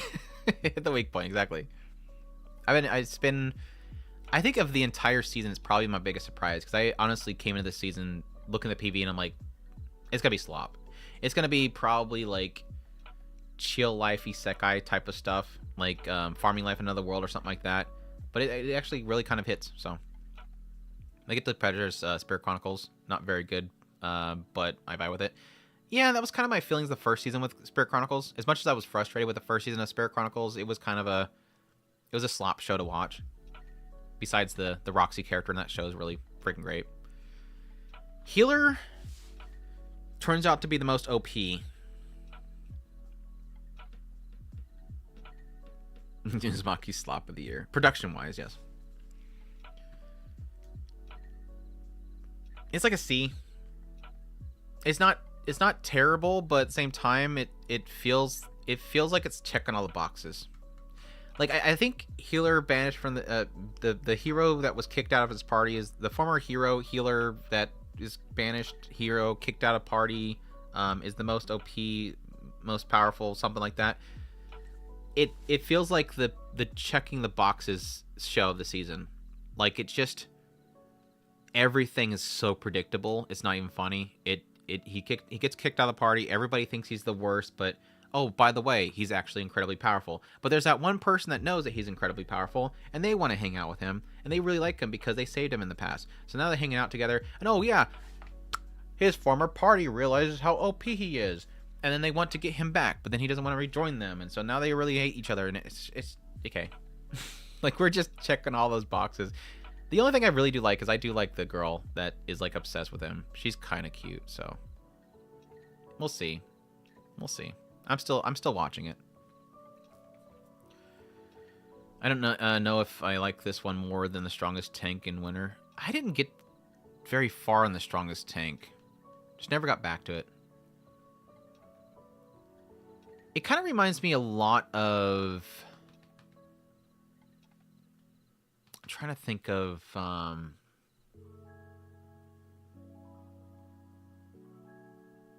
There was another one that had like an almost spot one-on-one comparison. I blank on. Anyways, Grieving Soul.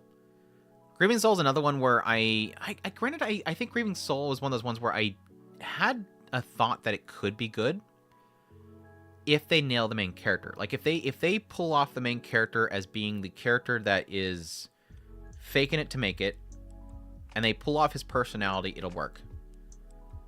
What's great is that he's not failing that. Like, it's not as like I don't like the main character, he doesn't pull that off. He does have a Mendokusai kind of attitude. I'm gonna puke, I don't want to be involved with this. He totally pulls off the... He pulls off the, I know I'm not incredible, but at the same time, I kind of have to do something. So it's fine. Like, he didn't fail it. He didn't pull it off. He's fine. Freaking Twitch keeps yelling at me. I hate that Twitch just cannot shut up. Anyways, he's not failing it. He's not pulling it off. Like, he's not a great main character. He's fine. He has some good moments though. What I wasn't expecting, well, I knew it was there based on the PV. I wasn't expecting to have as much presence and love for Tino. Thighs. Yes, everybody's already putting in the chat 50 times. Thighs out of 10. Tino's thighs literally makes the show. Tino in general makes the show. I think she's way too much fun. Which, yes, pairs well with the main character. I think her and Cry, they're a solid little grouping there. So I've just from that alone, I've been really enjoying it. The overall story is fine. The idea of, like, you know, all these clans do the missions. It seems like the monsters are getting stronger. It's fine. So,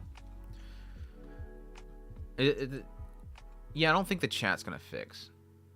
I should have checked the link over there, but anyways, yeah, I've been enjoying it more than I thought I would. I really was figuring it was going to be sort of a throwaway, but it has been much more enjoyable than I originally thought it was going to be. So, we'll see where it goes. I didn't really care much for Tino's senpai showing up because she's really mean, and she was super mean to Tino, and that really broke my heart. Like, I feel like super bad for Tino. But it's funny. It's funny. Yeah, it's still showing. It's still showing Streamlabs have both chats. That's weird. Anyways, you're getting me distracted again. Stop it. So where does this go? I'll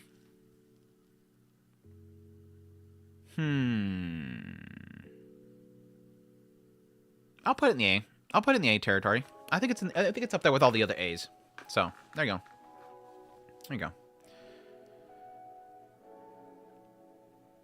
I've only watched 2 episodes of Uzumaki. That's why I'm putting in the... I mentioned that earlier, that I put it in there based on 2 episodes. So, that's exactly correct. Twitch chat... Oh, yeah. Goodbye Dragon Life. Goodbye Dragon Life.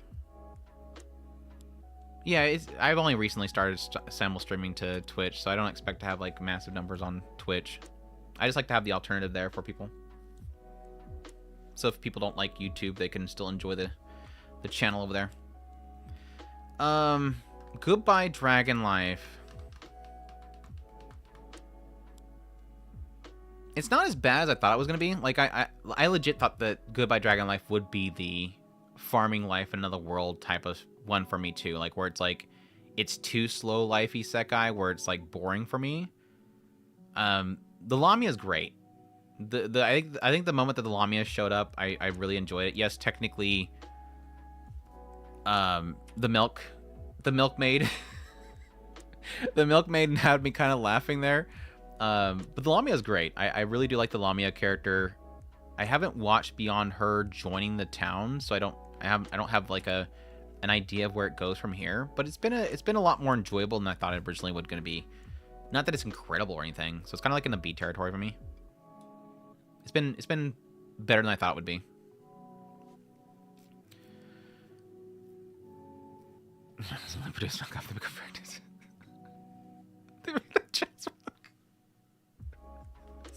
Spud, shut up. Spud, shut up. Love Live Superstars Season 3 is missing from the... Yeah, I did not finish... I don't remember what happened. Something happened when the first season aired. I was enjoying it, and I got totally sidetracked. I never got back to it. And then the second season came out, and I was like, crap, I gotta still watch the first season. I never got a chance to watch the first season. And now I'm like, I just really need to get caught up. I really need to get caught up. I didn't get a chance to get caught up before this season started, but I wanted to. Because I was legit liking Superstar for the episode that I watched of it. So... Shangri-La Frontier, I have not watched the new season. I'm sure it's probably going to be shrug for me this season. I enjoyed the first part of the Shangri-La Frontier in general is just it's kind of just a dumb, enjoy it, dumb. It's like what I wanted with Gun Gale Online, alternative Gun Gale Online. Just have fun online. Don't make it too serious. They started getting a little bit serious toward the later part there, but overall, Shangri-La Frontier has just been kind of just a fun show. Like I don't try to think too much of it. I haven't started, or I've gotten behind on Sengoku Yoko, but it is technically a second course. So I guess I should probably rank it. I'm like 3 episodes behind. The beginning starts of this season I didn't like. Sengoku Yoko's first episodes of this second season were not really enjoyable for me. I think about the moment that they finally got back to going to unseal his father, when they got back to the mountain god, it started taking off for me. Like, that was the point which suddenly, finally got past this kind of rut, where it's all about like, oh, they forgot their memories, but now they're getting their memories back, and then suddenly the memories come back, but then they get into the Lord of the Land and all that kind of crap. Was just, it didn't work for me. But the moment they got back over towards the mountain god, releasing his father, and getting into the I forget what they were calling them, the people that were manipulating the spirit realm, it started getting a lot better for me. It's kind of like an A tier for me. Like the beginning half of this first core was like probably like C, but it picked back up. I'm gonna put it in B. I'm gonna put it in B. I don't want to oversell it. I don't want to oversell it. Like Sengoku Yoku overall has not been incredible for me. Like it has its ruts, but I do enjoy it in the end. Why is Toilet Bound on Hanako-kun ranked? Isn't that a 2025 show? It's After School Hanako-kun. It's a short that's currently airing. There's Hanako-kun, Toilet Bound Hanako-kun, and then there's After School Hanako-kun. After School Hanako-kuns are like skit content shorts, I think. So. Toilet Bound sucks, sorry.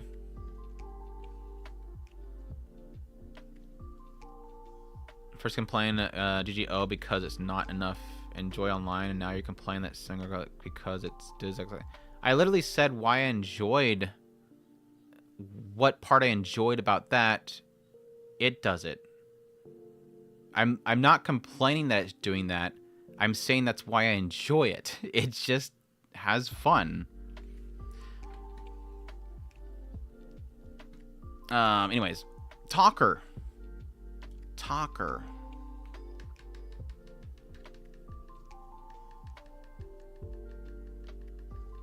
I think in general I just don't like Talker.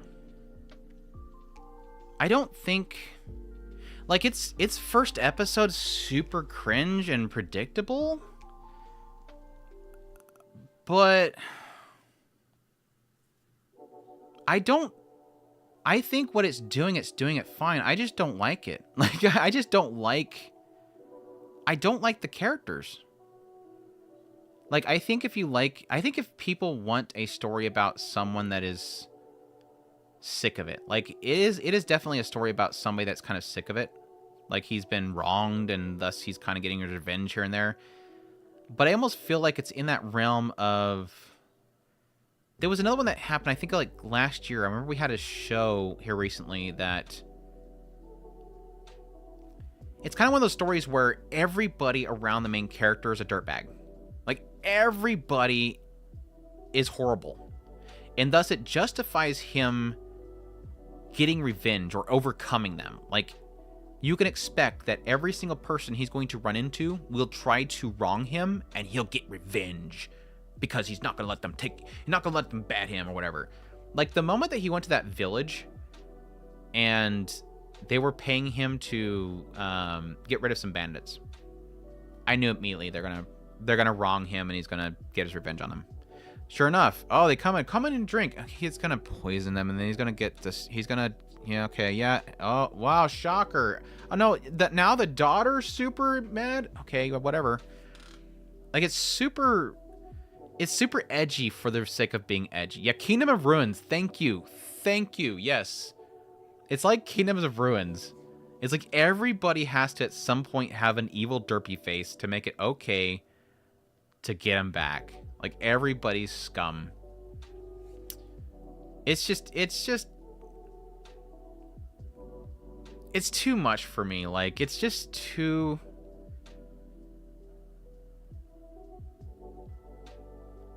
It tries too hard. There you go. It tries too hard. It's not a bad show. The chick is hot. The assassin chick's freaking great. I love her. I think she definitely helps with his... Like, their two chemistry together is okay. But he's just too much. Like, he's not likable. He's not very likable. He's justified. He's justified for everything he does. It's just... I don't like him. The only Edge show I like is Dimension Shadow because it makes fun of it. Yeah, that's definitely going for the chuny, realized kind of thing. He's not really a character I can get behind. I say this one of my favorite characters is Altair from Recreators. Which one was Altair? Was that the lie one? Or was that that was the violinist bad guy character? Yeah, yeah. I was okay with that ending. Honestly, with Recreators, I know a lot of people didn't like the ending of it. I was okay with it. I was kind of okay with it. I think I was one of the rare people that was okay with that ending. So I guess I fall in the same vein as you do. The design was great. Mattel's design was so freaking fantastic. That was what got me that hook initially when in that show. Anyways, the mushroom dog. I don't. This is kind of the same vein as Miss Servant, but it doesn't have a cute, hot maid chick. Like if you want Miss Servant without the cute, hot maid chick, that's this show. It's just basically trauma dumping every episode without really much substance. It's got a little bit of fluffiness to there because it's basically about a guy that loses his dog. That his dog was basically a replacement of his family that he lost. So he loses his family. The dog is his only pillar, and he loves his dog. And then his dog dies, and he's obviously broken by that. Fully understand it. And I like the idea of watching a show that I can relate to. I mean, we've all lost somebody, and so you can relate to the idea of losing somebody and just a massive part of you is gone. The problem is there's nothing really else there that I enjoy. Like, I don't mind hearing that story. I just have to have something in there to not make it feel just constant depressing. The synopsis said trauma dumb, but like there's more in every episode. Yeah, I've watched 3. Maybe I've only watched 2 episodes. At some point, she brings in some dude that's like a massive fan of his. They at some point have an interview, and she forces upon him. She tricks him into having to have a photo shoot, but I think was kind of a D move. They go out for a walk together. Thinks about his old dog. Kicks him. The stupid mushroom dog kicks him off the side of the hill. It's really about this mushroom dog thing that is trying to pretty much get him to move on, which is, yes, healing in itself. It's just not entertaining to watch, is really what it is.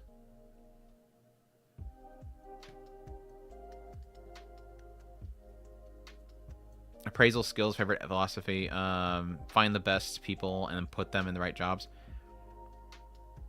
I was almost not going to watch appraisal skill. I got some time the other day. I was planning on not watching season 2 at all. I had some time. I decided to fire it up. And I've liked the season so far. For those that missed my review of the first season, I kind of fell off on it. I thought it was a great concept early on because it's basically about a guy with the only good thing about him in this new world. He's a isekai, and he's granted the ability to see everybody's stats. And so he uses this, knowing that there's going to be pretty much turmoil in his kingdom that he's a part of. His father's like the head of one territory. Knowing that there's this massive war coming, he's trying to find people with exceptional skill. So he's trying to surround himself with exceptional skill.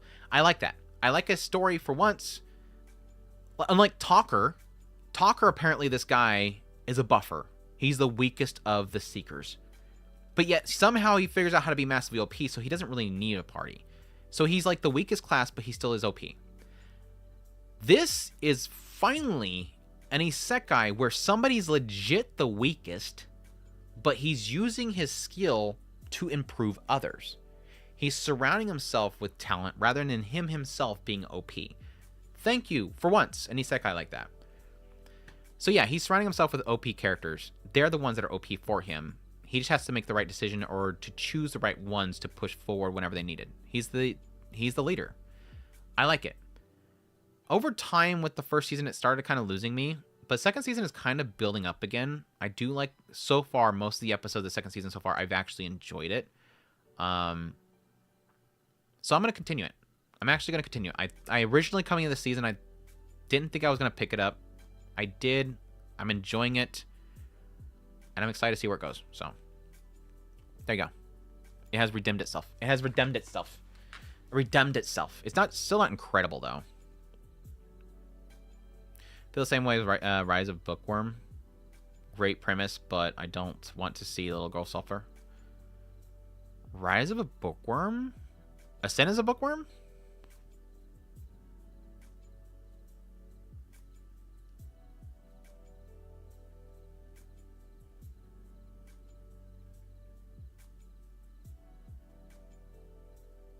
The War Arc's best arc. Are you talking about with appraisal skill?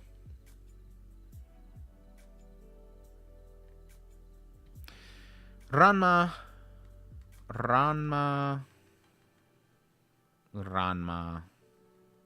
Okay, I was making sure. There could be another show that's called Rise of Bookworm, so I want to make sure. I didn't want to assume what you're talking about. End up making a out of me. Rama, I'm enjoying it. It's got great style. Visually fantastic. The style itself is fantastic. Yes, nipless. At least it's showing more than Urusei Yatsura. About as much as I was going to expect them to show, honestly, with modern day Japan even. I've been enjoying it. It's great. Style's great. Characters are great. Seiyu's great. Everything's working for it. I do admit that Ranma is one of those cases where, unlike Urusei Yatsura, where I think Urusei Yatsura has a problem with a comedy that's very aged, Ranma should be a lot more character focused, and so far it's working really well. Like this recent episode that I watched with him calling her cute and her getting all flustered and everything like that. It's like that vibe of Ranma kind of coming back. So I'm enjoying it. Looks great. Ranma's nerf by censor. It's okay after all. It got nerfed. Nipless. Got cursed nipless is all it is. It's canon. Just got the curse makes him nipless.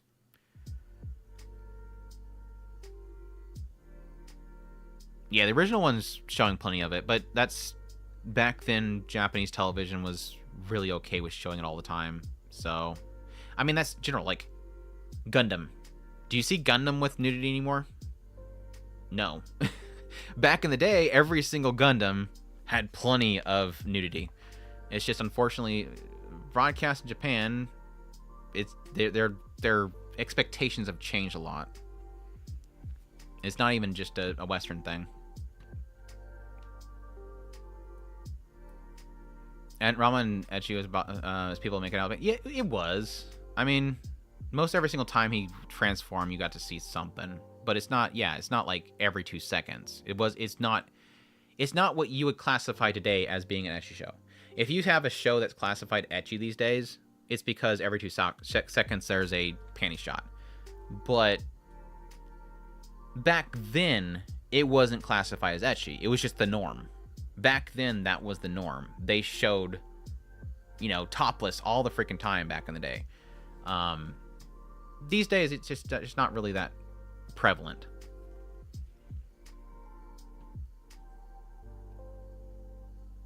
No TV channels show, censor show, they air redo of Healer uncensored. Yeah, that was specifically for Channel 2.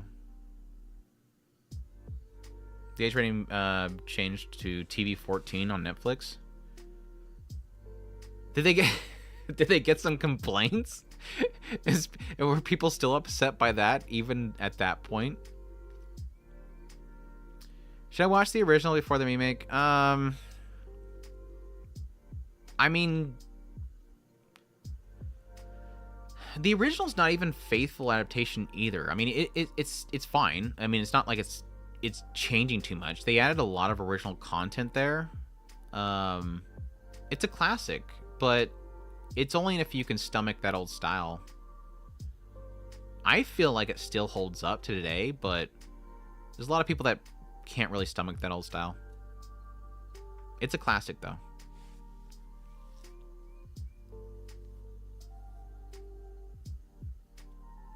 Don't know why it's anime when it shows on dots. It's suggestiveness there, probably. I don't know.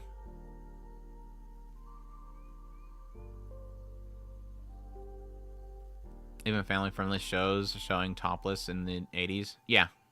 That's like I said. It was... Like I said, Gundam. Gundam, it was always showing that stuff. Dragon Ball. Goku's constantly running around with his wiener hanging out there. Bulma, full-on back shots. Like they didn't really care back then. That's why I mean it's like a lot of people want to immediately blame it on the West, but it's like that's just kind of a normal thing. It goes back to my old saying where I think that people need to focus their issues with the right people. Claiming that the reason why Ranma is the way it is right now, the remake is what it is right now, is because of Netflix. No. It's on Netflix, but it's not Netflix's show. They have no authority over the show itself. They could have made decisions based on it going on Netflix, but it was most likely just a full-on decision by the production committee, which does not involve Netflix. Most of it is just because of broadcasting regulations in Japan itself is different nowadays than it used to be. A lot of changes are made because of that. Would I want it to show everything? Yeah. I would prefer it to show everything. Most of the time, I'm perfectly fine with showing kind of the borders, like just kind of the ecchi on the line. I'm like I'm like the hell's his name? The main guy from Roshidere. I like the idea of teasing it and getting that line rather than just showing it all. That's typically how I prefer my ecchi shows. I don't really care that I have to always see everything. But so it kind of falls in line with that. Like I'm okay with how Ranma is, but I will admit that I don't like the nipless thing. That's I had the same problem with Crossange. I have a copy of the Blu-ray of Crossange, and it's uncensored, but it's weird. I'm sorry, nipless is just so weird. It's just something's off about it. It makes it feel like something's off, something's broken. It's not normal. Yeah, basically there's shirtless occasionally, but nothing sexual. Ranma 1/2 isn't Mahoko, gushing over magic girls. Right. It's just, it happens kind of stuff. It's very much so a circumstances, it happens. They're not going for it kind of thing. Somebody trips. It happens. They walk in on somebody. It happens. Yeah, Crayon Shinchan does, yeah. I think they do a uncensored version on Blu-rays, but maybe wrong. I doubt it. I would say I'm 99% sure, 99% sure, like a fraction, I have 1% there, that I might be wrong. 99% sure what you see on Netflix right now of Ranma 1/2 will be on the Blu-ray. They're gonna leave it that way. They don't. Blu-rays anymore don't really change much. Like the mentality of the Blu-rays change everything, or they'll fix it in the Blu-ray, or they'll undo something in the Blu-ray. It's very rare. Like I think the only one here recently that I think had substantial changes was that Ayakashi Triangle. What was it called? That one they deliberately made it a copy for the Blu-rays. Most of the time, they don't change much or update things with the Blu-rays. It would be okay. The best way to put it, if their plan was to have like Ranma, when he, I think it was episode 2 or whatever, where he in the morning he gets wet and he's sitting on the side of the step and he's wringing out his t-shirt and the father comes out and you see that full shot of the front. There's too much motion happening there that it would be more cheaper for them to draw the nips and have a light over it that is a layer that they can easily remove later on, rather than have to draw them on later, because that is a frame there that's already there. It's not like an overlay of the nips. They would have to it would be cheaper to put a light there. Since there's not a light there, it's probably going to be that way with the original. It's the best way to put it. Personally, I'm fine with censor, but I think show nipless are worst censor ever. That's what I mean. It's just it's weird. It's just weird. Crossange ? Did you not watch Crossange? It is the most, I don't know, show in the history of anime that I ever watched. I don't know if I like it or not. I have not got caught up on Oitambo yet. I really do want to. I really thought the first season was super wholesome. I liked it. And I'm curious to see where it goes from here, but I haven't got a chance to get to it. And negative positive angler. This is our last one. I'm almost out of time, so we're like actually really close. Negative positive angler. Yeah, the Blu-ray isn't what it used to be, right?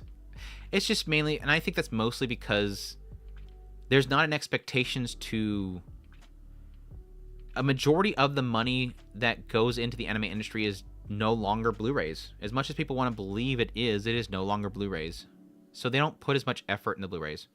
Like, everybody was screaming that all the issues with Season 2, Part 1 of Mushoku Tensei was going to fix with the Blu-rays. Barely anything changed. Barely anything changed. Like, that tentacle monster of a Treant is still there. A lot of the wonkiness to the characters is still there. Nothing was really fixed. So, Reese's hand is still... It was changed a little bit, but it's still huge when he gets the letter from Helen Lace. Negative Positive Angler is probably a solid A for me. It's very promising. Really enjoying it. It's got lulls, though. Like, I think it's got a lot of promise, and it's got a good story that it's got set up there. But I will admit that it has some lulls for me. Music's great. I like the style as much as people don't like. I do agree. I don't like the weird Gyaru girl and her look and the other guy. They look way off from the other style of the rest of the characters, but I'm sure it'll probably grow on me over time. But they have some weird choices for the character designs. Like, characters that just don't look like they fit in the show. That's it. Like I said, these three I have not gotten started on the new seasons yet, so I don't really have an opinion on them. I don't know if I need to adjust anything. I think my A's are pretty heavy, so I'd probably drop down... Who's an A that I would drop down? 365 probably.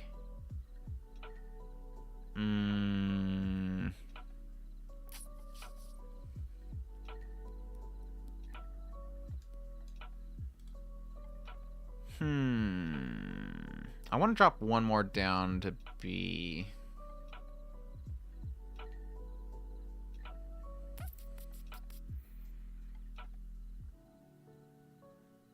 These are all kind of equal. These are all kind of equal for me. Earthly, dude, Earthly, I've let me see. I probably already have plenty of dislikes for this video. I don't need more. Where's my dislikes? I can't see my dislikes live. I can see my likes, but I can't see my dislikes. They must not want me to be traumatized by dislikes until I see it later on. I don't know, like,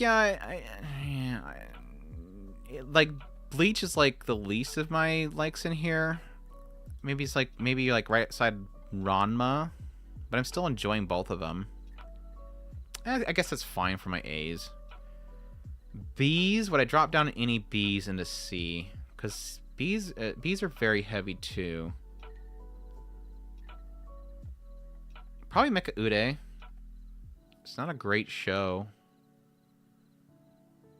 Probably Trillion Game 2. Put Blue Box at the high B.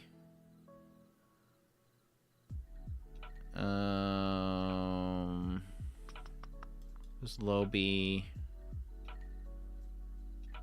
I'm gonna drop down Magical Girls, or girls that could not become magicians.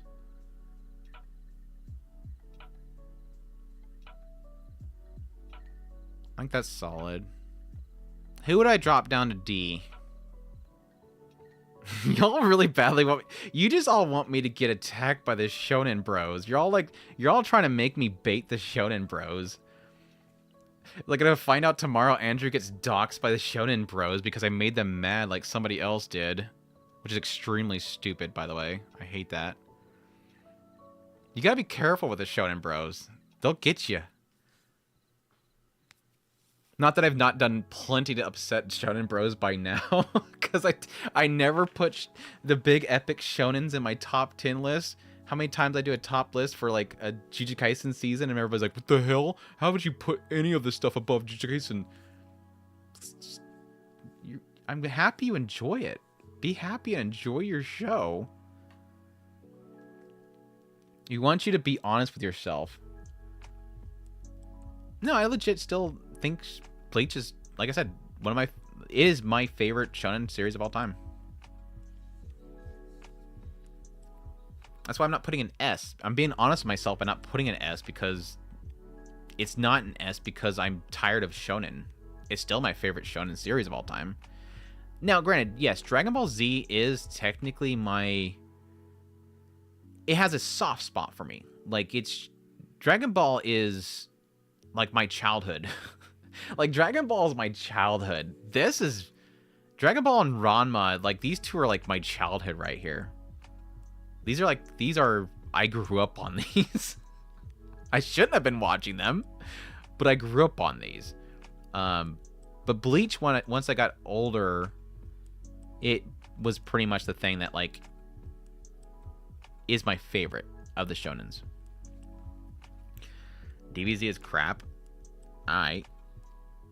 They're all unhinged. The amount of idiots online. DBZ profile pics is incredible.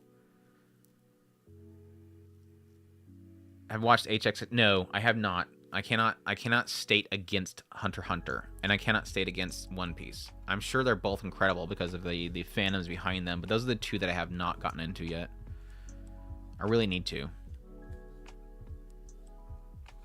Obviously, saw out of nowhere announcement, but Apothecary Diaries is returning on January 10th. Yes, and it is going to be 2-core, which is great. I kind of expected it to be a 2-core again, but I'm happy to see that's 2-core.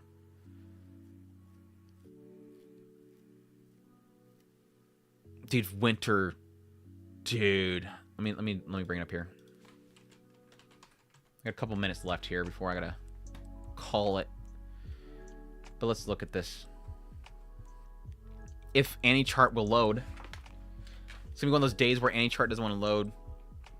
Error, the server's taking too long to respond. I noticed. Thank you for letting me know.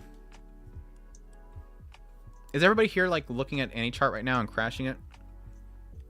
Hunter has a big shonen I actually like. It's very good. Yeah, I've heard a lot of... I used to have a blog. Otaku Spirit used to have a blog. And I had somebody that was actually writing about Hunter x Hunter when it was airing. So I got to look over a lot of stuff that he was talking about. It was really good. You're DDoSing? Well, thanks for admitting that so we can contact the authorities. Let me switch to dark mode. I want to flashbang y'all. There we go. There we go. There we go. Can you seize it? Can seize it. Okay. Shrug. Amazing.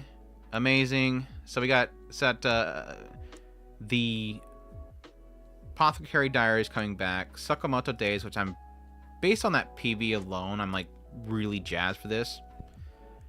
Dr. Stone, I'm hoping the new season will be better. I've had some issues with it recently, but I'm hoping this season will be good. 100 Girlfriends, massive hype for that. My Happy Marriage, massive hype for that. I'm hoping we won't have a return to back. The later part of My Happy Marriage was a little bit of a shrug. Be perfectly honest. But I'm hoping the next story arc will be kind of a return to that good storytelling. Like I mentioned earlier, Hanako-kun, I really like Hanako-kun. It hasn't been the most amazing thing ever, but I do like it. I have no clue what Honey Lemon Soda is. I'm sure it's going to be great because it's JC staff and it's really high on the popularity list right now. Let us see. Unnamed Memory. Did I finish the... This is one of those moments where I'm like, did I finish the first season?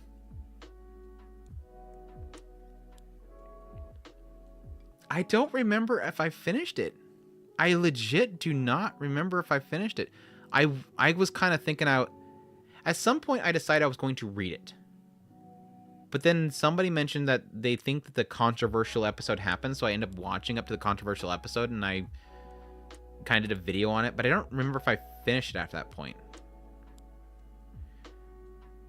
Because I got to the whole thing where they had the spy in there that was trying to attack them. They stopped the spy, and she ended herself or something. I don't remember. I don't know. I'll have to check. Anyways. Is this the one I got married to the classmate that I hate? The PVs looked pretty blah, so I'm not sure if I'll watch that one. I'm super excited for the guild mistress girl because Rie Takahashi and I like my guild mistress ladies of the Adventure Guild, so I'm happy to see a show about the girl that is always best girl. What is this one? Cutest girl in the school. She knows it, in fact. She worked hard to make it to high school and debut is successful, but no matter what she does, she seems to be catch the eye of the stone cold stoic, blah, blah, blah. But she's not about to give up easy. Doka, on the other hand, has been raised... Gosh dang it. By a temple, as I was told... Okay, that sounds kind of boring. We'll see. We'll see.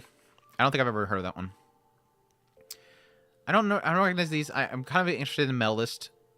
Jinshu, we'll see. Question mark. There's a... Am I alone? I have a prediction time. You know, we always have to make predictions so that if we're actually right, then everybody thinks we're incredible. You make tons of predictions, and eventually you'll get it right, and then everybody thinks you're incredible. I want to say Zinshu's not going to be good. Who's writing Zinshu? I have a feeling Zinshu is not going to be good.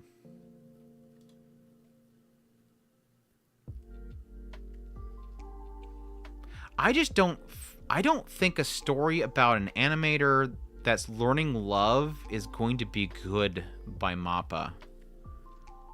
We're always alone, Yen. In our death, we're always alone. Everybody leaves the world alone.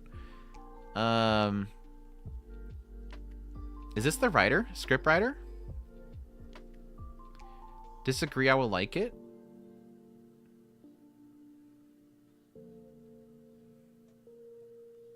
I'm guessing this is the writer because it's a script writer, right?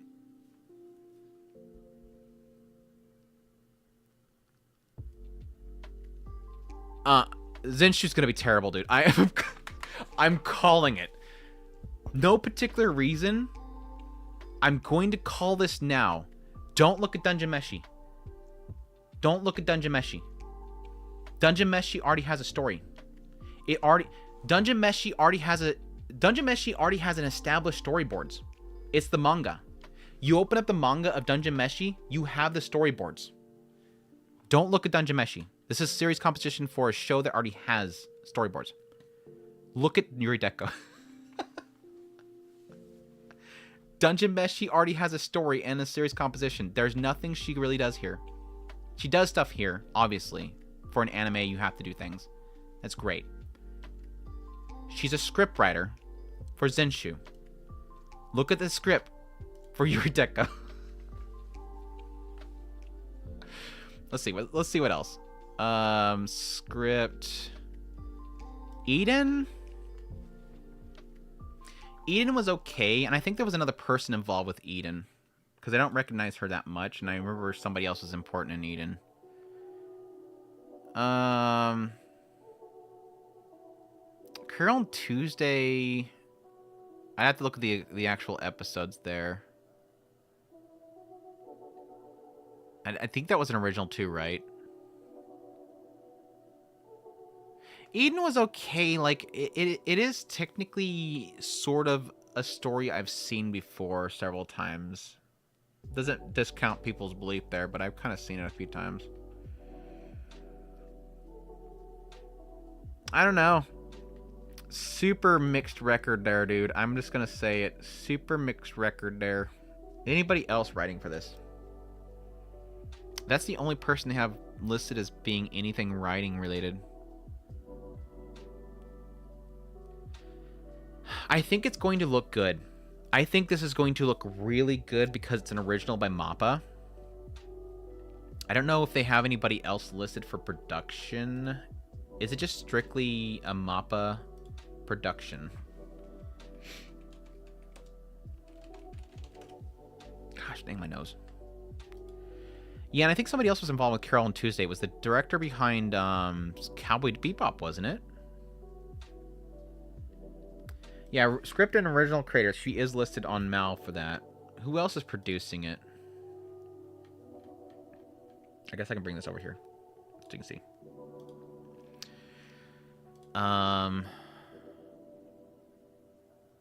Spooshy Road and Dugout. So it's not even a Mappa production. Is Mappa at all putting any money in this? So it's not a Mappa original. So I wouldn't take that. So the whole joke's about Mappa making an anime about overworked animators, not really the case. It's Bushiroad and Dugout. Kamiko Ueno. Ram 1/2. Serious composition, script. She does some script work again here done, but again, the script work's already done. She's going to change it a little bit, but the script's already done. She's not creating a new story concept. The only real the examples that we have for her pedigree is Yuri Deko, which is an original. Eden, which is an original, which again, I think Eden has somebody else involved as well.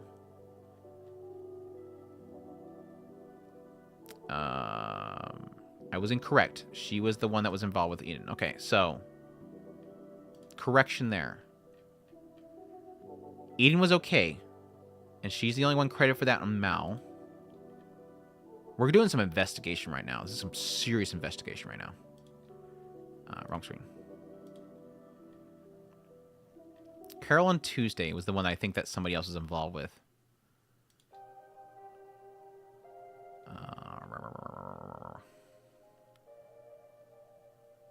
If you don't grab the cookies, you will regret it. Dude, Mal is driving me freaking nuts lately, dude. Because I haven't logged in here, I don't think. Since getting my new computer, I don't think I've logged in yet. Yeah, so on a regular basis, it keeps putting these massive pop-ups that say, add to your wish list by becoming a member. It drives me crazy. Wouldn't be bad. Scrolling, so many characters.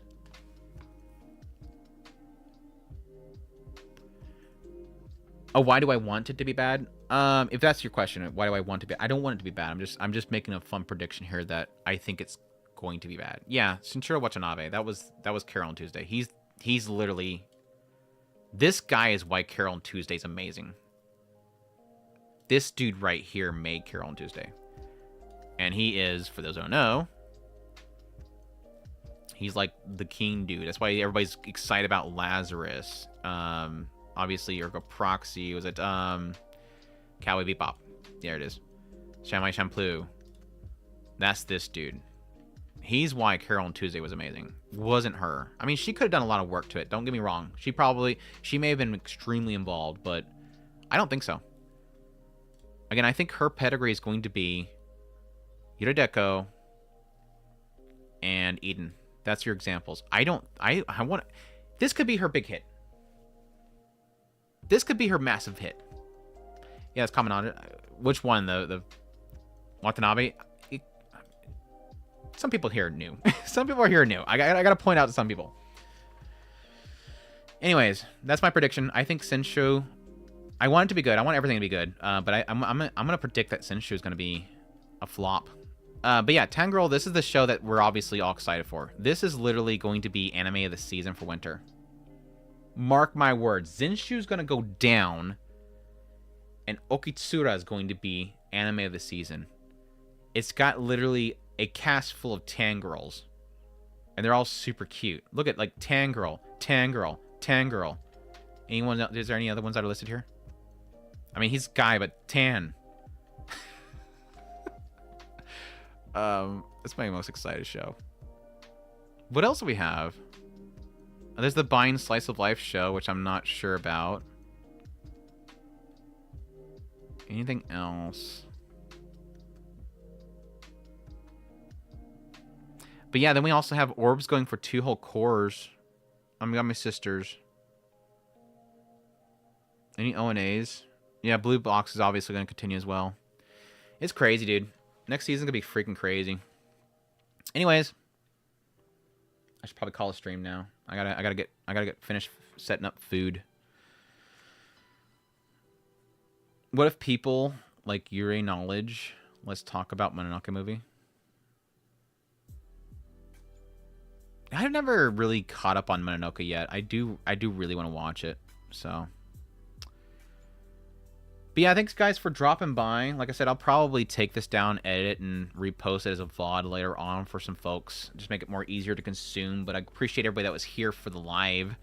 Again, next week on Halloween, it's currently planned, and I'm pretty sure it's going to happen, but should be the 31st, late at night.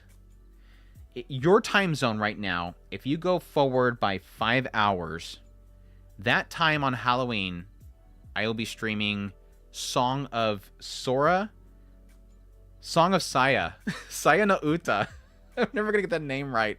I'm going to be live streaming on that on Twitch, specifically Twitch. If you're on Discord or if you have me followed on Twitter or X, I will post out when it happens. But we'll be doing it live on Twitch. I'll record it and I'll put the VOD on YouTube later on. But if you want to be there for live for me doing that, that'll be on Twitch. So follow me on Twitch if you have not already. Twitch.tv/OtakuSpirit. But that's going to be my next live stream. I'm not sure if I'll do another stream next Friday because I'm going to be doing that. I'm going to be probably tired, but we'll see. But I appreciate you guys for dropping by. Thank you guys so much for the chat. It's been a lot of fun. Thanks for people not getting too angry about my takes on anime this time around. I usually get a lot of heat, but the VOD will probably get more heat. But anyhow, take care, guys. Thanks for dropping by. Have a good one.